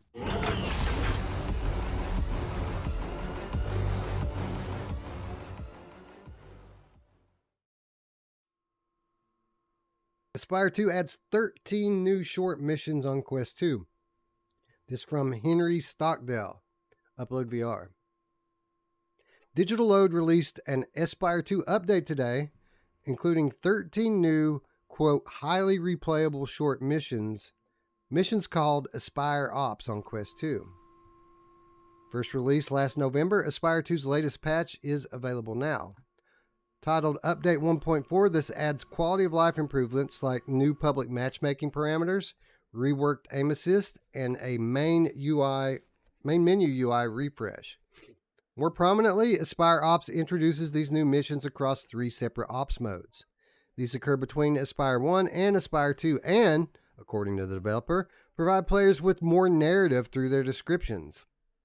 In total, this new short mission should add up to about 90 minutes of extra content. You can read the full Espire Ops description below. Sneaking Ops. Designed for players who love stealth, these 4 increasingly difficult missions require the player to get to the objective without raising any alarms. Takedown Ops. The Ultimate Panther Challenge. In these 5 ops, the player is required to pacify all guards in the area silently. Elimination Ops. For players who enjoy action, these 4 ops allow players to go loud and will need to clear the area no matter the cost. Ops were previously confirmed in the Espire 2 2023 roadmap last December, and so far, Digital Load's hitting these release targets. After initially adding co-op voice chat, B-haptic support, and public matchmaking, Q2 2023 promises further co-op missions and a hardcore difficulty, while frame skins and weapons variants will arrive at an unknown date later this year. Espire 2 is available now on MetaQuest 2 and MetaQuest Pro for $29.99. Although no specific platforms were confirmed, Digital Load previously announced it's coming to new VR platforms later this year, and the team states that they will have, quote, more to announce in 2023. Eric, Espire 2, a notable increase in overall quality from the original game. I liked it much better than the original Espire, although I will say that I think the original Espire probably is a bit underrated as a game. But this is just more content from what I feel like is already a pretty good game, and you know, more bang for your dollar is always a good thing, right? Hell yeah! You know who else likes more bang for their dollar? My mom! She gives more bang for the dollar. I heard. Ruuts, I mean, I thought this was a pretty good game. Even now as a Quest exclusive, they're promising us new platforms later this year. How much better do you think this game can get? Well, like I said, 90 more minutes of content is always good. And it definitely was better the first one. People were saying how much it looked better in the first one. Scott Jessica wants to know if this is coming to PlayStation VR 2 as well. Have you heard any rumors of that yet, Wes? Or if that's anything out there? Unconfirmed, but almost certainly yes. this again, they've been talking about other platforms since this thing launched on Quest 2, and in terms of player base, I got to think that the PlayStation the PlayStation Network is a solid number 2 in terms of potential new sales for them. So I got to think so that this will be coming to PC and PlayStation later this year. I'd be very surprised if it doesn't. Yeah, super cool. Yeah, let's see this with the haptics of the PlayStation, and I want to see the extra stuff that you can get done with this thing. There's a lot of like inner workings and like using utility tools and stuff like that the haptics would be cool with, the adaptive triggers. There's a lot you could do with this. I mean, I want to see what a PC version looks like, for fidelity and graphic wise, but I would love to see what the PlayStation VR 2 version can do with an OLED screen. This game has a lot to do with sneaking around in dark areas, so yeah, I'd definitely be looking forward to that. Agreed. You want to see what this game looks like on PC. You want to see what it plays like on PlayStation, because one thing that both of these titles are known for is innovation. These games are doing things that other games aren't doing. So it'd be interesting to see what these people at Digital Load are able to do with a whole new palette of tools that they can use to immerse the player in what is already a pretty tense stealth game as it is. Yeah, they need to, for sure, because that was one of the first things that stood out for me with Saints and Sinners 2 was slicing through somebody with one of those hatchet things or whatever. You could almost feel like a I don't know, it feels different. I don't think I've ever felt that before, like slicing through something. It was cool. And it's really made me think about like the things they can do with these controllers. If the devs take the time, it really is going to set your game apart from almost everyone else, because it seems like no other games are utilizing all that cool hardware, right? So that's the biggest difference between the PSVR 2 platform and the other platforms. Like, sure, the OLED's cool and stuff like that. It looks good in a lot of games. But the reason why I go back to PlayStation VR 2, as opposed to, besides the exclusives, which are awesome, it's just it's that extra layer of tactile feedback that you get from those controllers and the headset that really sets it apart. Yeah. And it's interesting, Eric. I went into Vertigo 2 last week, and my first time out of PSVR headset since it launched. I was expecting there to be like this big difference because I didn't have those controllers to fall back on. But I was playing with my B-Haptics TacSuit X40, so I literally had haptics rattling my whole body when I was playing it. So it kind of lessened the blow a little bit. Yeah, that's one of the things I want, like, badly. I want PlayStation to get some type of haptic integration in a vest, whether it's B-Haptics or another company. But man, I want that whole package. Yeah, I agree. You know who else wants the whole package? Together. My mom! Yeah, she does. Yeah, she does. Anyway, that's our headlines for this week. We only had 4, and we had to stretch to get that 4. So I was thinking, what could we do as kind of some supplemental content that we typically don't do? And I thought, it's been a while since we did some free stuff and killer deals. It's been a long while since we did some free stuff and killer deals. So why don't we do that? Let's take a look at some of the stuff that you can get for free, some of the stuff that you can get on a especially good deal this week.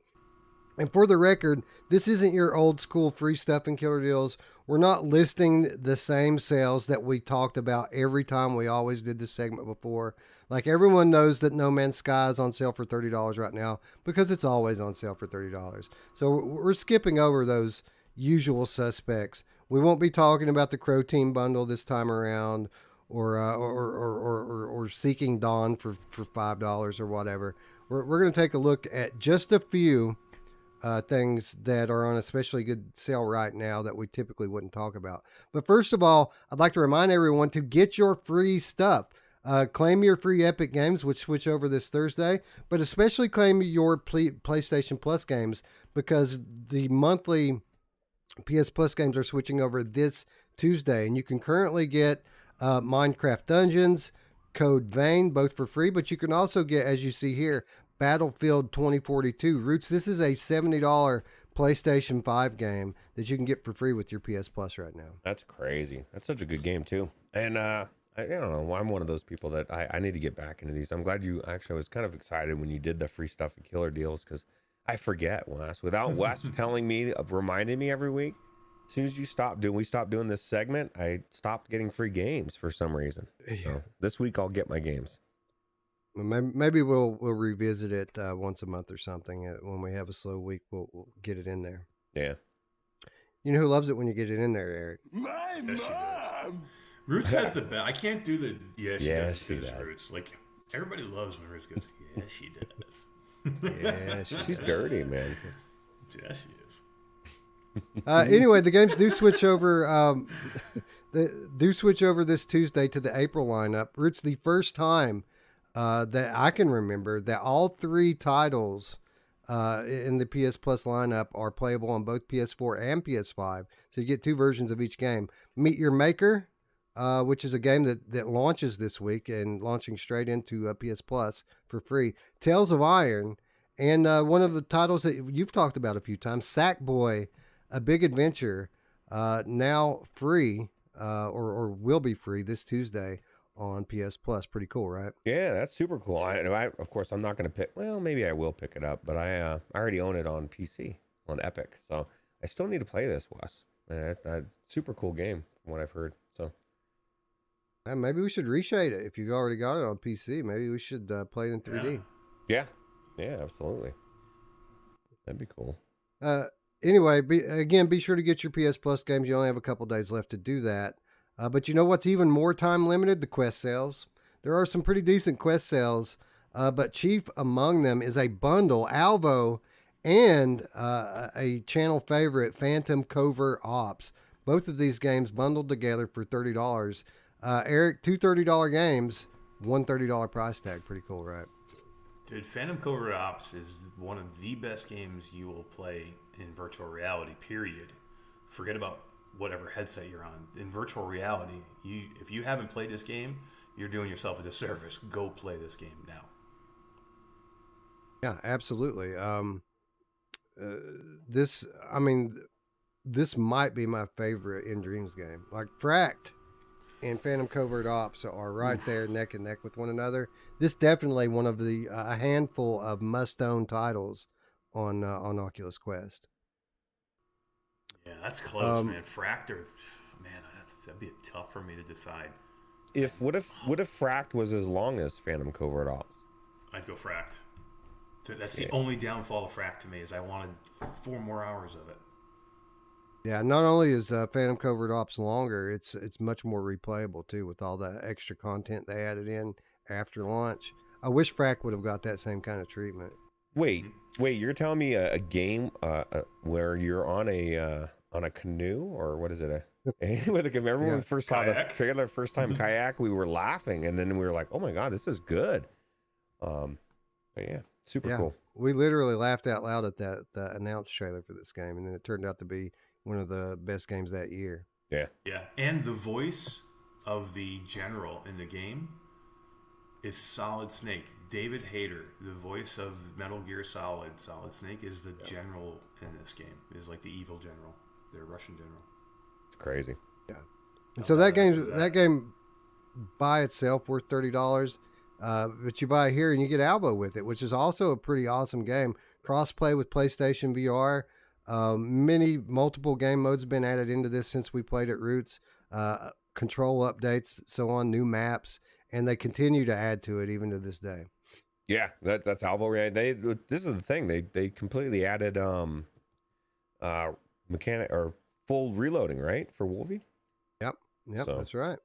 Yeah, super cool. Multiple different ways to play this, and a cool zombies mode, which we had a lot of fun with as well. Again, very much a work in progress still on Quest, but awesome to say the least.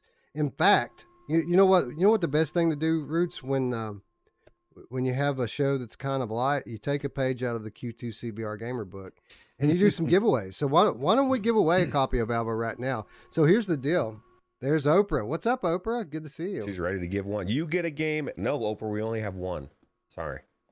She's all excited. So give me a half a second here to pull this up. We've got some copies of ALVO here on different platforms. Oh, so she was right. I was wrong. Sorry, Oprah. I apologize. So here's what cool we was it have. that We got have to meet the developer Steve from ALVO when we were in San Francisco, right? I didn't meet Steve. What the hell? What? What? When did you not? meet him? He was there the whole week.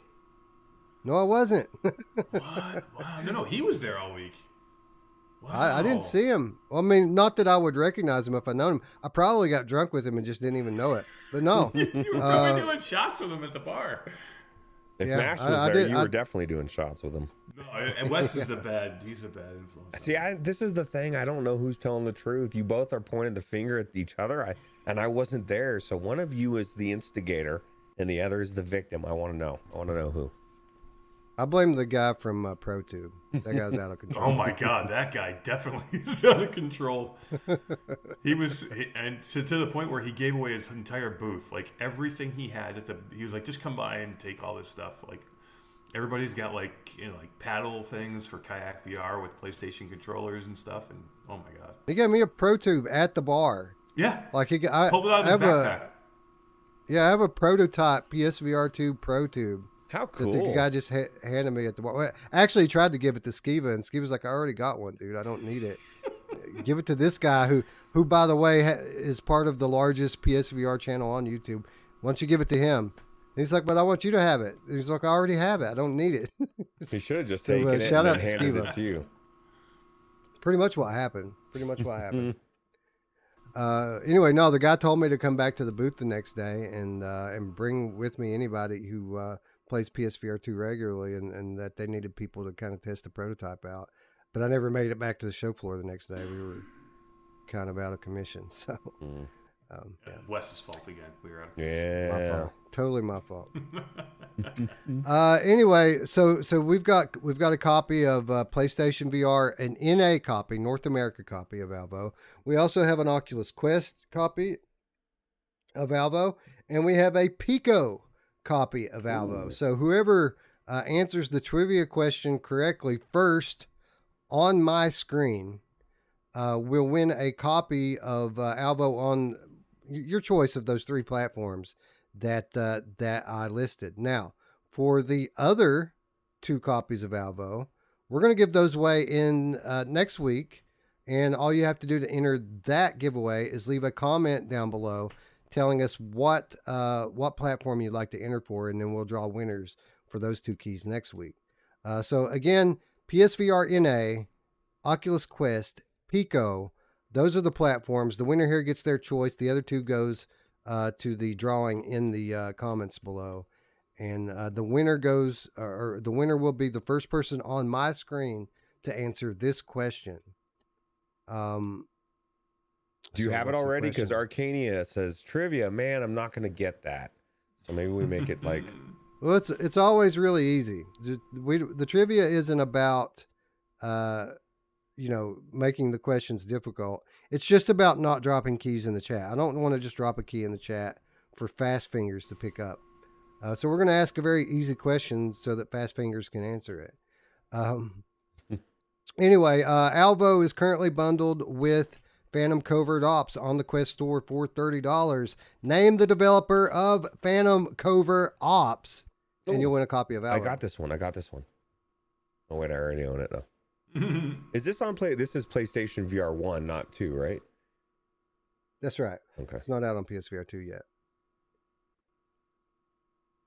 Oh, David Hayter. Yeah, no. Hey, but you got that. That's true. I do love David Hayter. You should give it to him just for that. Who said David Hayter? Arcanian. Man, good. Give your Arcanian. Oh, he actually Arcanian got the, won. Yeah, he got it as well. There you go.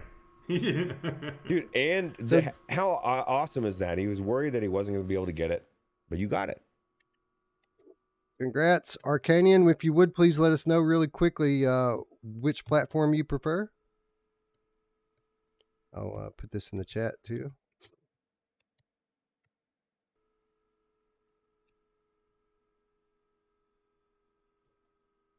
The 1360 VR was correct. Said same dev who will make Ghostbusters, which I think is coming out fairly soon. Eric, pretty excited for that one. Hell yeah! If I'm being honest, and this is not a knock at Gambit, I'm more excited about that. But I'm already interested like I invested in the Ghostbusters story and my whole life. You know what I mean? So if it's done right, a 4-player co-op, I think could be really cool. So Agreed very much. So Arcanian has chosen the Quest key. That means there is still a PSVR North America key and a Pico key up for grabs. If you want to enter to win those copies of the game, be sure to leave a comment down below. Not in the chat, in the comments, letting us know which key you would like to enter for. And you can enter for both. Just let us know, and next week we're going to draw winners. Mark Pringlesleaf says, Phantom Covert Ops isn't coming to PSVR 2. Spoke to one of the devs and said it's because it's linked with Oculus. That makes sense. You know what is coming, though, is Synapse, which looks fucking amazing. Yeah, it does. No, the quest keys are global, Arcanian. They're not linked to a specific region, so it doesn't matter where you're at. It'll work for you. Anyway, let's get back to. I think we're still on Oculus Quest games. I wanted to mention Shooty Fruity. Shooty Fruity is on sale for $14 right now, and the reason why I'm mentioning it is because out of nowhere, this just got a pretty substantial update. For Oculus Quest. It's an Unreal Engine 5 update. So, according to this article from Arthans VR, earlier this month it was revealed that Meta is transiting its support from Unreal Engine 4 to Unreal Engine 5 for the apps built for the Quest platform. The company also encourages its developer who uses Unreal Engine to switch to the new version of the game engine.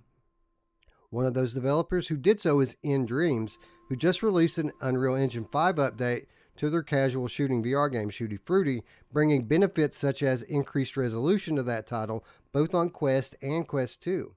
The developer also took the opportunity to sneak in some bug fixes too.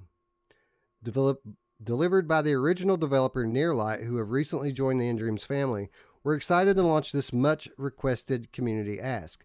To celebrate this update, Shooty Fruity is now on sale on the Quest store. Save 30% right now for a limited time. What's the cost?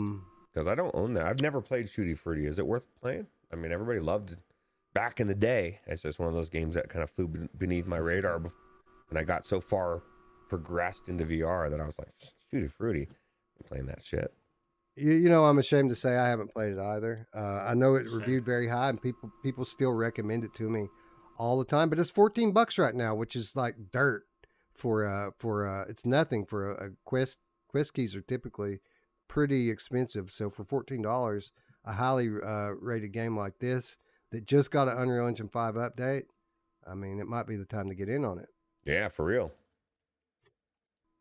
I also want to mention on the Quest store, Ghost Signal, a Stellaris game, which just released this past week on the Quest platform exclusively, has a demo available. You can try this one before you buy it. The first 30 minutes of the game free. All you got to do is go to the games page on the Quest store. Make sure you're logged in, and you will see an option there to play the demo. Eric, I haven't had a chance to play this with all the stuff that's been out lately. I was just going to ask you guys if you tried it.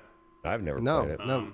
So I haven't played it since it's been released, but I did. This is one of the games I did get a chance to demo when I was at Gamescom in Germany in the fall. This was one of the ones that was super secret at the fast travel booth. I had to sign NDAs at the booth and everything, and this was one of the ones I was like, this game looks phenomenal. It looks really cool, something different than we haven't really seen before in virtual reality, and I really haven't touched it since then. So I'm wondering if anybody else has played it out there, feels the same way, or have you guys heard people talking about it? It's been. I mean, I haven't watched every review of it, but from what I understand, it's reviewing pretty well. Like, well, look at the stars on the. Well, I don't know if you guys can see it, but it's got almost 5 stars. I can't see exactly how many. Right. 96 reviews. I mean, it's pretty good. Yeah. That released on Thursday, right? So 96 reviews is Thursday. 96 reviews, and it's it looks like 4.5, almost 5 stars. I mean, it's barely got a little tiny part that's not full. So. Yeah. And from what I hear, it looks very good in the headset, and the progression system is just amazing in it. I hear it's one of the best roguelike games on Quest. Daniel says it's cool. One of the best VR games, and Paradox Death says incredible, one if not the best. You know, you can't go by what that Daniel says. That guy's just... yeah. Well, what What about Mitch or Mitchie? It just says yes. Oh, Yeah. Mitchie says it's good. Yeah, oh, well, it's then good. Must be great. Then. Must be great. I thought it was a super cool game when I tried the demo of it way back then. I thought it was like different.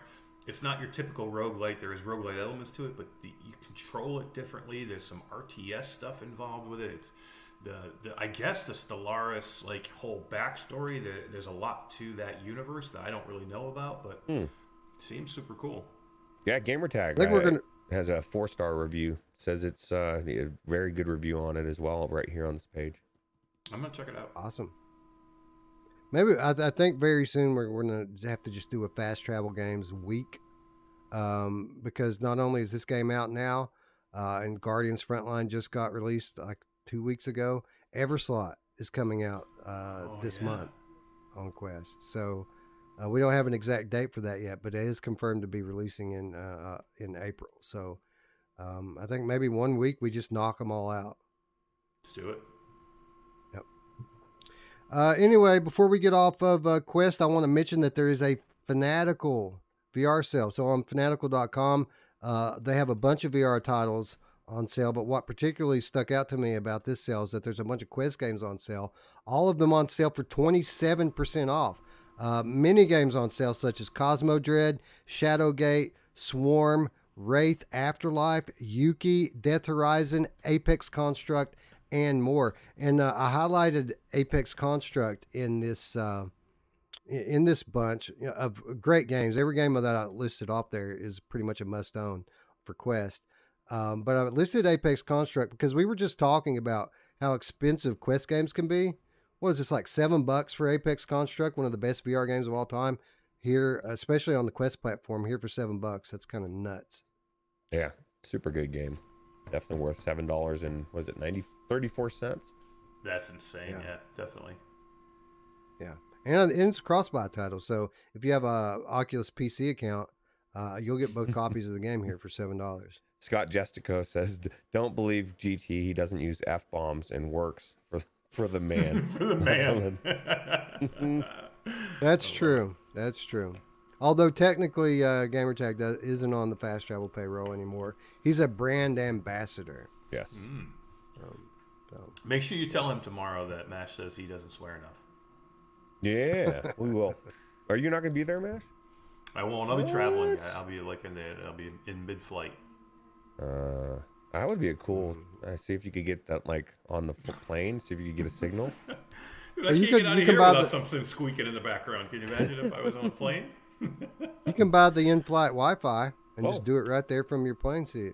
Oh, how cool! I bet everybody will love you around you would love you. Too. Yeah, everyone will love you for doing the podcast live for them while they're trying to sleep. Yeah, live, and I'll do it with my headset on. It'd be fantastic. Tex says no Yuki, please. I guess he's not a fan of Yuki. That's Mash's baby. Wait till you try. Oh, dude, stop. Wait till you try Yuki mixed reality. Oh God, that's insane. It's cool. Yeah, and Anna Ribeiro made Yuki, so don't even go there. She's awesome. Smash's new girlfriend, Anna Ribeiro. Oh my God, she's amazing. Well, she did look good in cosplay, but that's just me. She did.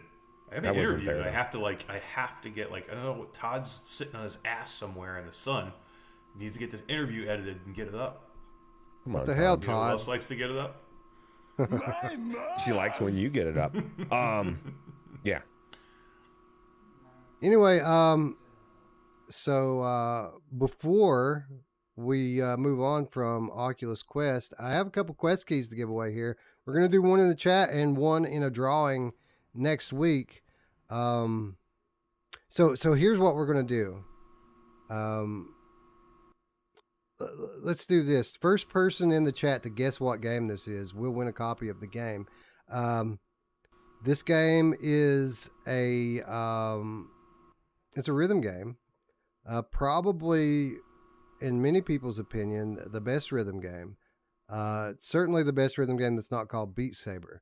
First person to name the game in the chat will win a copy on Oculus Quest.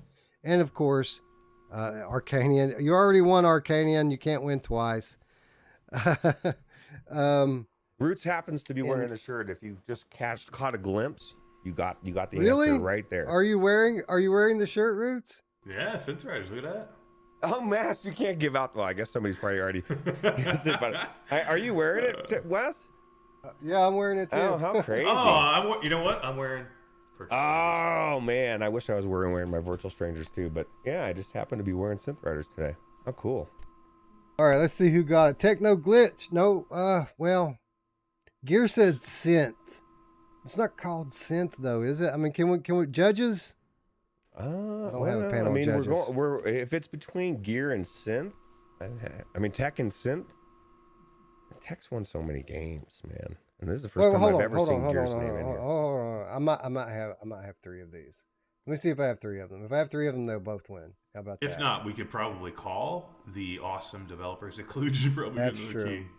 That's Wes true. did get Those a chance guys to were meet awesome. the entire Kludge team. By the way, you did meet all them, right?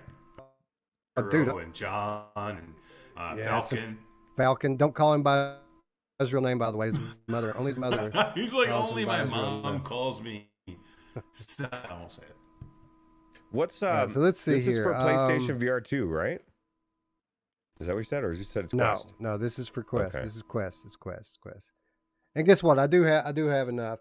We'll do both Gear and Techno Glitch win. And how about this? We'll give away 2 more in the comments. So if you want to enter for a Quest key of Synth Riders, just leave a comment down below that says that you would like to enter, and we will draw 2 more winners next week and give away 2 more. That's how we roll. That's just how we roll here. That is. So, I think congratulations, Gear. It probably is the best rhythm game outside of Audica. I'd have to give it to Synth Riders. And here's what you do: you get this game, and then you can go and you can hang out and play on Monday nights or Tuesday nights with Gamer Chick and all that crew that gets in there and plays Synth Riders together. And you're gonna lose to Gamer Chick because she's so good at it. She's really good, dude. How cool was it having Tiffany come on and do the show with us the other night? That was cool. That was whole cool. thing was cool, man. I figured Wes was working. That's why I didn't push to get Wes in. I didn't want to make him feel bad. Yeah. I really didn't. Whatever, I'm like, man. he's going to work. I mean, I don't want to mess with you. But To be honest, I was going to jump in. Good. Yeah, that's right. I was going to jump in, but I really wasn't feeling all that great, and I was like, you know what? They're not asking for it, so I'm not going to volunteer. You're like, one time, don't ask me. But it was cool. We need to have Tiffany back on. We've had her on as on location, which, by the way, we need to get back into some on locations. I've got 3 fucking awesome guests lined up that I just need to schedule. So we need to get back on doing those. But we need to have Tiffany back on just as a podcast host. Speaking of, she's awesome. Speaking of on locations, that was probably one of my favorite ones, was the one with Tiffany, because it was like I've learned so much about her that I wasn't expecting to find out. It was such a good interview, and she rocks. Yeah, she does. Learned a lot about Tiffany. Learned a lot about the games industry and how to get into it. From Tiffany. That's cool. Awesome episode. Be sure to check it out if you haven't already. Excuse me. Anyway, let's move on. Let's move on out of Quest and talk a little PSVR 2.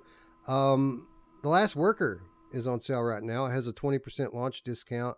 You can get The Last Worker for $16. Eric, I can't say whether or not this is good or not. I'm hearing mixed reviews. Some people say it's awesome. Some other people say not so much. One thing is for sure, by the time Wednesday rolls around, we're going to have a definite opinion on this. I will. Yep, definitely. I'm going to get in and play it. I will say up front, I'm going to start doing this for everyone. Anything that Impact Reality works on, I am going to start saying it up front so people know that we are representing The Last Worker, trying to help push it to get content creators to cover it. But I will let you know that up front. But again, my opinion is my opinion. If the game is not good, I'm going to tell you the game is not good. I have played it for all of 20 minutes or something like that, maybe a little bit more. From what I saw, I really like the story. The art style looks super cool. The humor that I saw looks fun. And the voice acting is really, really good. But Production level was very good. Very high. Yeah. And it's on every platform, launching simultaneously on every platform, which is not easy. Ask a lot of developers.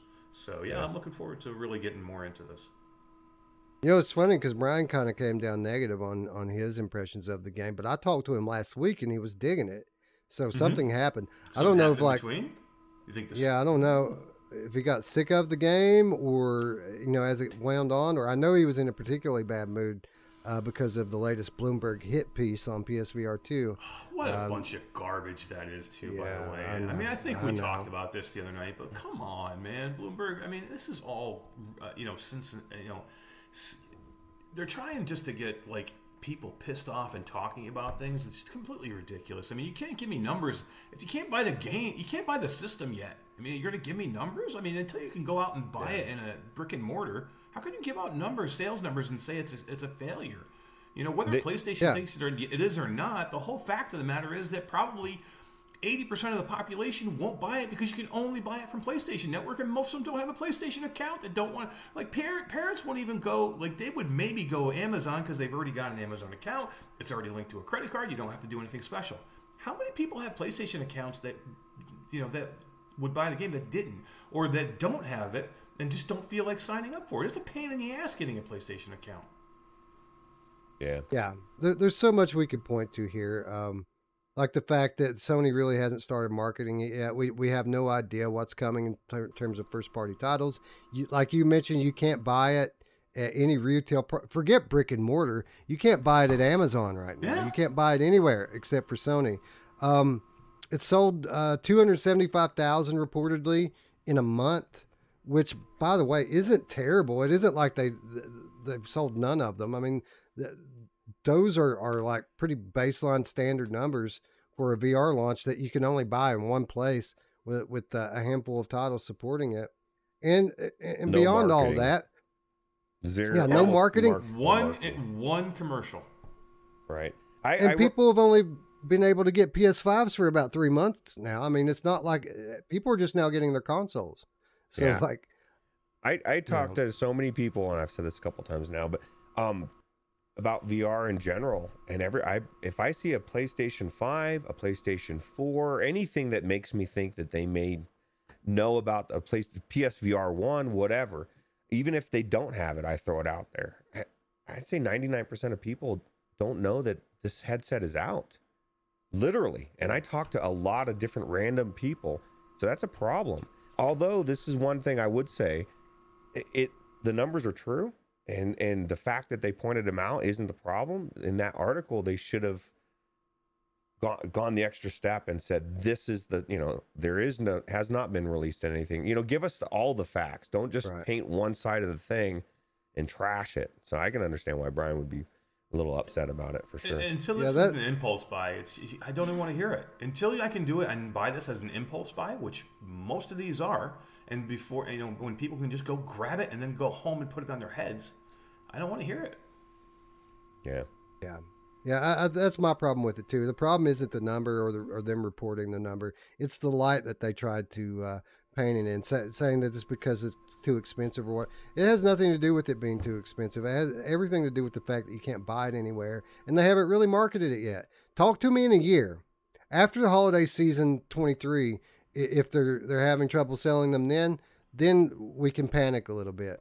Don't talk to me 4 weeks out from a soft launch about how they need to change the price and stuff already. That's just bullshit. It's a hit piece, and it would be one thing if we'd never seen this before from Bloomberg, but it's kind of par for the course at this point. D-Rail has a good point. By the way, says, Sony is about to have a massive showcase this summer. Insiders say it's the biggest ever. Let's see what happens then. Yeah, I agree.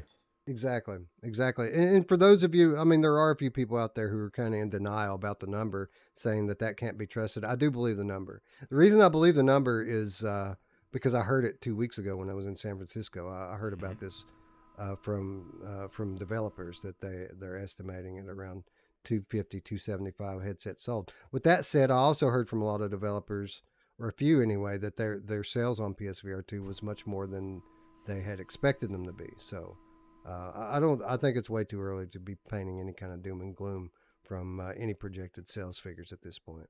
Yeah.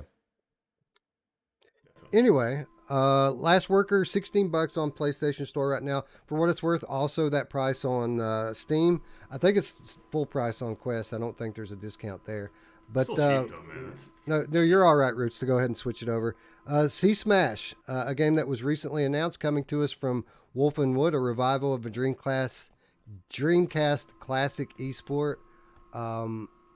Game's not out yet, but a demo is available right now for free on the PlayStation Store.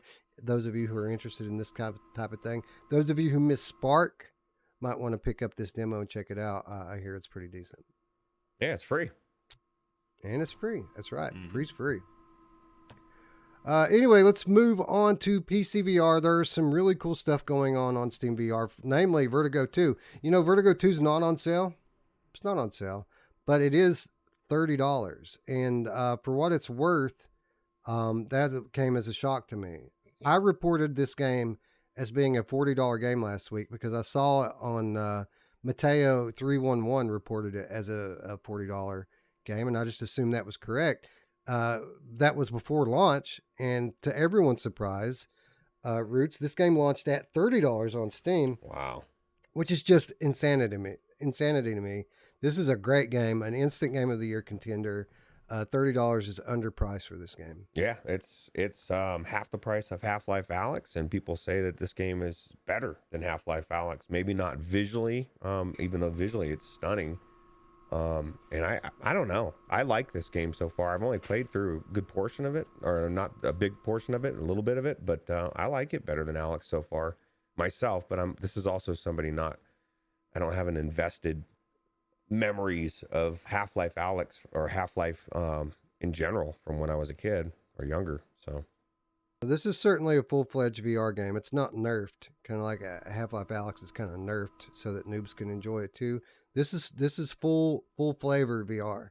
This is Marlboro Reds in a box to Half-Life's Ultralight 100s, Eric, and I look forward to getting your thoughts on this game this Wednesday when we do Game of the Month.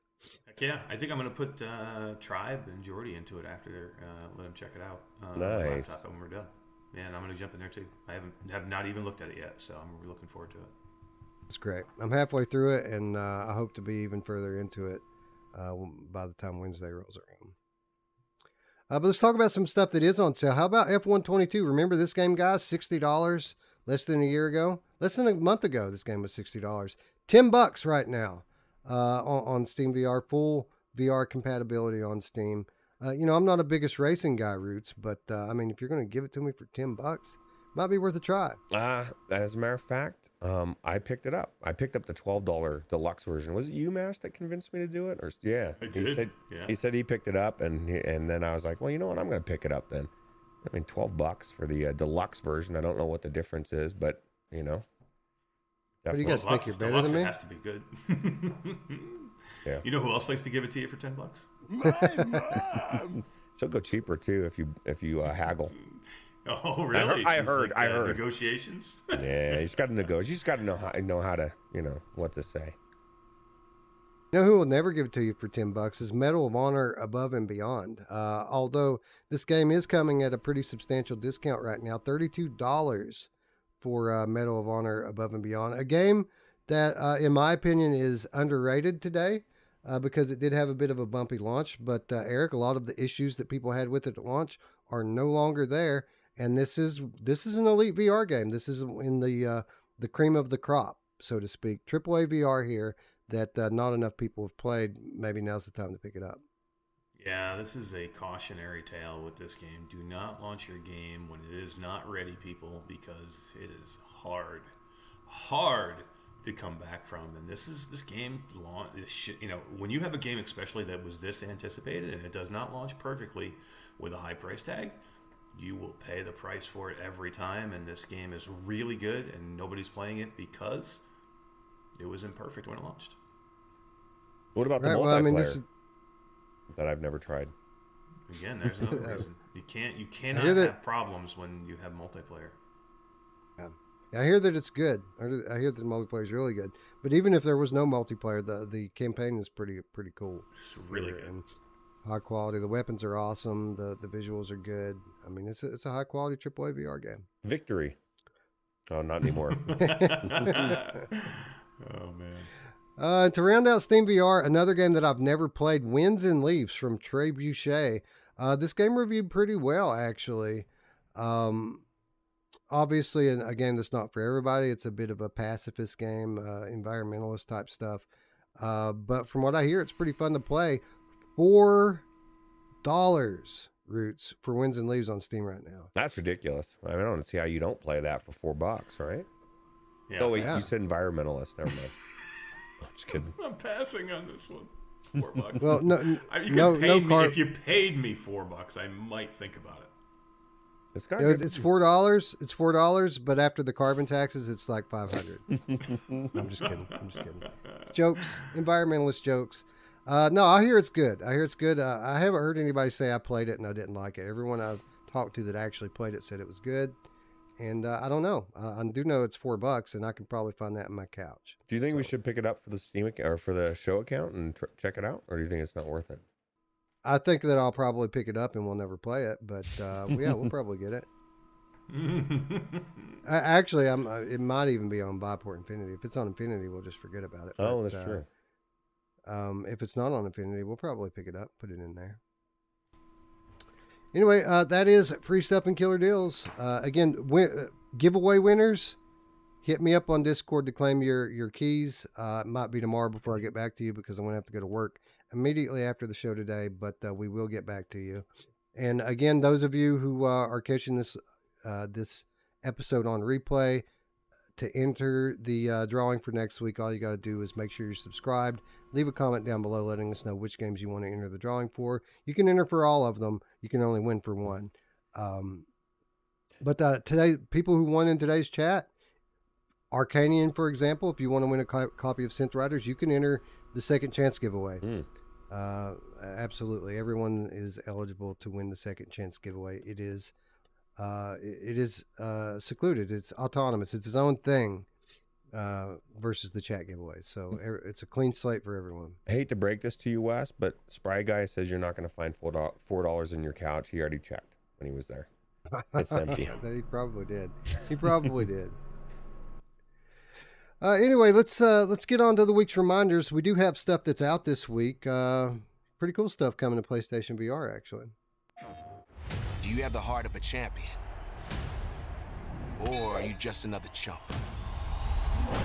Known as some fighters, ain't nobody higher. You don't need a lighter, I'm bringing the fire. Nobody better, they fell in my presence. I'm known as a legend, but you call me sire. Step into the proving ground. Show the world what you're made of. I don't want nothing for free. I'm here to work. Only what's right for me.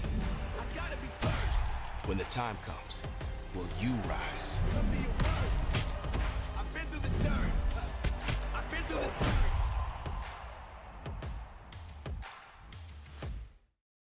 PlayStation. Creed Rise to Glory Championship Edition packs a punch of new content on PSVR 2 out April 4th. And another one that I've never played, and that's interesting because a lot of people really, really enjoyed Creed. But I think we did the right thing waiting, Ruuts, because this game full of new arenas, new characters, new costumes, new gameplay modes. It's like a whole new game on PlayStation VR 2. So I think we did the right thing by waiting here. What do you think? It looks pretty good. I could have sworn, didn't we play? Was there another boxing game that was in this Rocky world or no?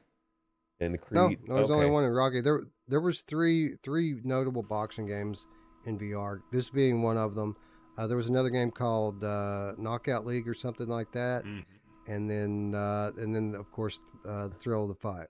I think I did go into it a little bit back in the day, and we never covered it, of course, but I remember going into a ring and training or something with Rocky or with somebody, and definitely looks good on the PlayStation VR too. So, you ever play Creed, Eric? I have, yeah. It was like I played it early on. I think the original Quest days.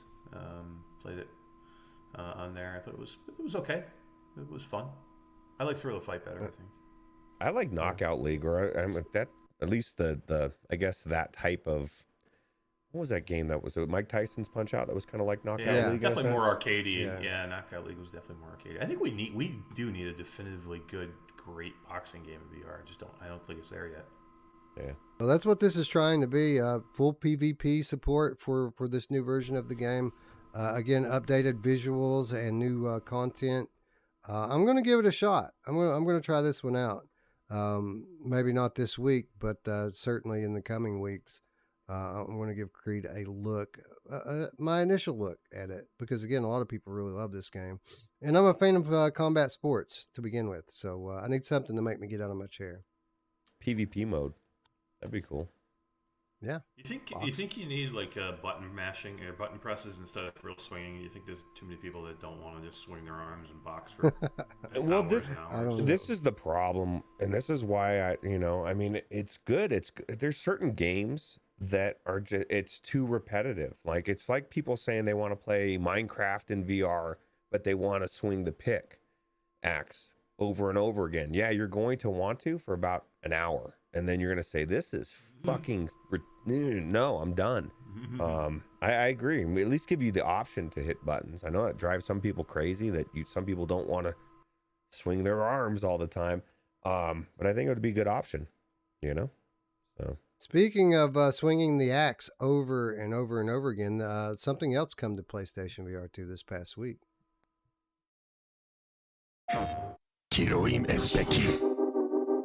Kiroim Espeki. Kiroim Espeki. Kiroim Espeki. Alimro Esaki. Kita Bevutaki. Robe Beta Roki. Bekiro Roki. Kita Okiro. Albehu. Tabeki Albehu. Roki Im Roki Be. Eskibe Odalbe. Odkibe Takiru. Tavu Esbekiru. Kiodi. Kiodvim Es Roki. Kivu Eskirudi. Kita Kiroim.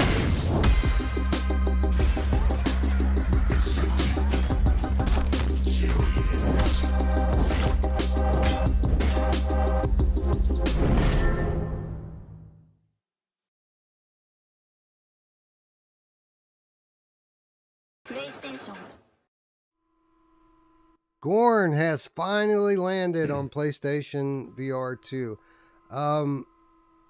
It's the question of the year. It's the question of the years, Eric. When is Gorn coming to PSVR? It is here. Are we excited about this? That's a running PSVR without parole joke, right? When is Gorn coming? Right. Like, is Gorn coming? Yeah. Who gives a fucking shit about Gorn? Seriously, does anybody care about this freaking game? Like, what are we doing? Like, are you gonna tell me like who Super Hot's coming to PlayStation VR 2? Who gives two shits? Seriously. Well, this is the thing. There's certain games that PlayStation VR players have been waiting for so long, and they just wanted to play them. So for someone like this, what is this video I'm watching? I guess Aussie. It's Aussie, yeah. But and so like all of us, we've played Gorn so many years ago, and we're so over it. And I've played so many better versions of this type of game since. I'm just excited to watch people smash their TVs because it's going to happen because it happened with the other versions, and there's no difference, man. It actually did come on the PlayStation VR 1, did it not? The first one, did it? It did late. Yeah. It came late, like super late. So like, what are we doing here? Why are we bringing Gorn to PlayStation VR 2? Get this. Unless they've changed it, the people that bought this game on PSVR 1 have to rebuy it at full price on PSVR 2. Oh my god. I don't get it. Like, I didn't like Gorn as it was. I didn't like Gorn. Like, to me, Gorn was like the movement sucked. Like a streaming, a game that people got to laugh about, and nobody really liked Gorn. Like, I don't know. The movement was stupid. It was old. It looks like shit. All the play mechanics suck. Like, it's like all the things about VR I don't want. Give me, where's my Hell Split Arena? That's what I want. Hell yeah. Give me that. Anyways, those of you who like Gorn, we're sorry. Rejoice. You get to spend $25-$30 on it all over again. Well, everybody else is saying in chat that it's a free upgrade, Wes. Really? Is it? Well, maybe they changed it. We were heavily critical of them. That it wasn't initially supposed to be a free upgrade. It was supposed to be a full paid because they said it was a different game. Literally, that's what they said. Yeah. Space Tennis. I'm not even sure I'd upgrade it for free. I'd be like, you know what? I pass. Free upgrade? No, I'll pass. I'm good, thanks. Well, I hope it's a free upgrade. I hope it's a free upgrade. It makes sense for it to be. So yeah, if that's true, that's Scott that's Justico cool. says he downloaded it as well for free. Nice, awesome, good. They came to their senses. That makes me happy. Kudos to the developers there. Kudos, you can get this big piece of shit game for no charge. Well, would you rather play this or What the Bat? I don't know. It would be close. Toss up. What the Gorn? You need to check out the What the Bat PSVR 2 version, Mash, because it's so much better than the other ones. I'm telling you, the OLED screen and then the haptics. I haven't tried it yet either, but I do need to go in there. The game's making me miss my PlayStation VR 2 so much. What the Bat? Can't wait. Forget about Switchback. I'm going to play What the Bat. New PSVR releases coming left and right, but our PC friends do not get left out in the cold. Last week they get Vertigo. This week they get something pretty cool too.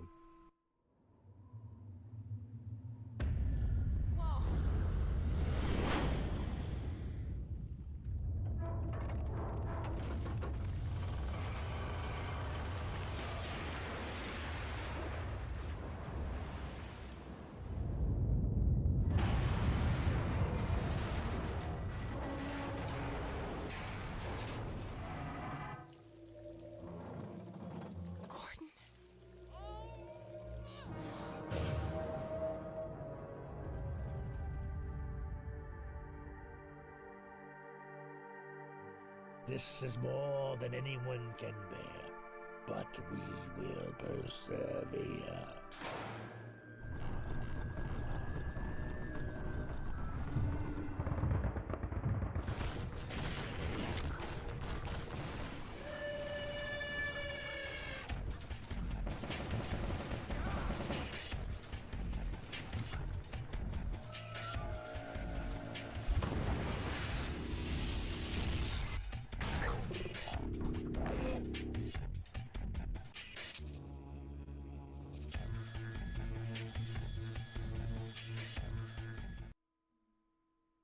Half-Life 2 Episode 2 VR mod finished the job on April 6th. Ruuts, this is kind of surprising to me. We just got Half-Life 2 Episode 1 like a month ago, and here they are already coming out with Episode 2. Everybody getting the rest of the story, so to speak. We're behind on our Half-Life, bro. We got to catch up. Yeah, we're gonna have to catch up, but it's good. I love that they keep bringing out all these AAA games and mods. I mean, it's like.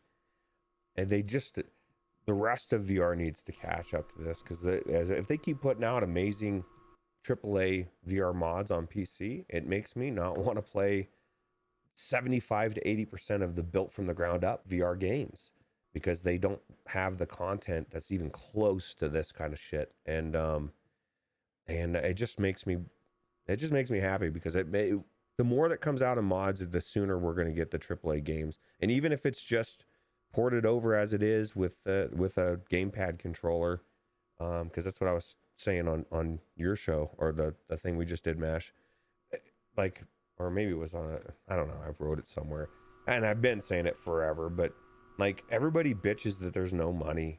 The money's not there. They don't want to spend the money for AAA games. Then just put out a VR port or a patch or a mode, and just let us play the game as it was with the gamepad, and let everybody else that's first person 6-DoF freak the fuck out and scream and at the top of their lungs it's bullshit. But what's going to happen is it's going to get people that don't have VR curious, that love the game. They're going to go out and play the same game they played in flat in VR, and they're going to realize how awesome VR is. And it's also going to, if they started putting out every game like Hogwarts Legacy or whatever with just a VR mode as it is in VR, just started doing that with every game, how long do you think it would take until people start just flooding into VR, and then devs start actually building those from the ground up AAA experiences? Because the money will be there. It's like everybody wants to skip, steps 4, 5, and 6 and jump all the way to 7, right? And it just doesn't work that way. You got to go through the steps, and I think everybody's just missing a step or two. Personally, I believe anyway. Eric, many people regard this game as one of the greatest video games of all time. How cool is it that the whole thing is now fully playable in VR? Yeah, I mean, this is super exciting. I mean, this is a great, it's free. Great it's game. For free. Yeah, exactly. I mean, this is a great game. It looks fantastic, and this is a classic. And if you played Half-Life Alyx and you didn't know anything about Half-Life, go back and play through these. The story is really good here, and the episode 2 is really, really good. it brings you closer to like how we got to Half-Life Alyx. It gives you more of Alex Vance. It gives you more of Gordon Freeman, the backstory, what's going on. I mean, if you're interested in that, then this is something you should definitely play. All right, and that is going to wrap up what's out this week, and you know what that means. It is now time for us all to go and support your local VR dev by wishlisting a game. I already know what I'm wishlisting this week, guys. It's a no-brainer for me. Wishlisting Gambit on Oculus Quest. This is a highly anticipated release. I can't wait to get my hands on this one. What are you going to wishlist, Ruuts? This one is easy for me as well. I am going to do, although I can't seem to get the Quest thing to get to it in a minute, the Eye of the Temple, because that developer, that single developer that built that game over so many years, I really want this version to succeed, because I feel like even though he got good reviews, people love the game. There's just so many people that don't even know that Eye of the Temple on Steam exists. But I predict this is going to be a different story on the Quest. Well, that's a good idea. This is why we do it, right? Is to help out developers such as this. I don't think we can. I don't see it on the Quest store yet, though. So well, you want your game to do well, put it on the Quest store. I guess it's probably a ways off, right? So, I think it's coming out later this month, Eric. Isn't that what we said? Yeah, that's what I think. So yeah, and I am trying. I cannot find it either, and that's the ones I would do. I was going to do Gambit and. Can't find it. I guess I'm doing Gambit. No, it says coming soon. I can't do it either. No, you can wish this Gambit. I just did. Oh yeah, never mind. I was trying to buy it. I can't buy it yet. I don't need to buy it though. I just need to get a Quest key from somebody. Anyway, be sure to let us know what you wish listed down below. Thank you to everyone who participates with us this week and every week. It is a big deal for these developers to have us wish list and review their games, and every time that you guys do so, an angel gets its wings. Yes. Anyway, that brings us to our final reminders this week and every week, and that is how you can support our channel, our community, and all of us together. Of course, if you haven't already, please consider subscribing. It's the big red button down there. But you also want to click the bell after you do so that you can stay up to date with all of our content. Ruuts, we just crossed 2,800 subscribers. We're well on our way to 3K, and we just hit 2K. And we're almost to 3 now. I just remember how hard it was to get to 1K, man, and then 2K. It's like I'm just glad that YouTube's actually finally seems to be pushing us, and the audience is awesome for sharing us any way they can. Yeah, so thank you to everyone who's subscribed already and shared with their friends, and thank you to all the new subscribers who are watching this and clicking the button right now. We really appreciate you. Heck yeah. Of course, if you're already subscribed and you want to do a little something extra, you can support us on Patreon, where for as little as $3 per month, you can gain access to our weekly show notes, insider updates, exclusive content, all for less than $1 per week, and you get to sleep at night. You can live with yourself, knowing that you did everything that you could to help our channel and our community grow.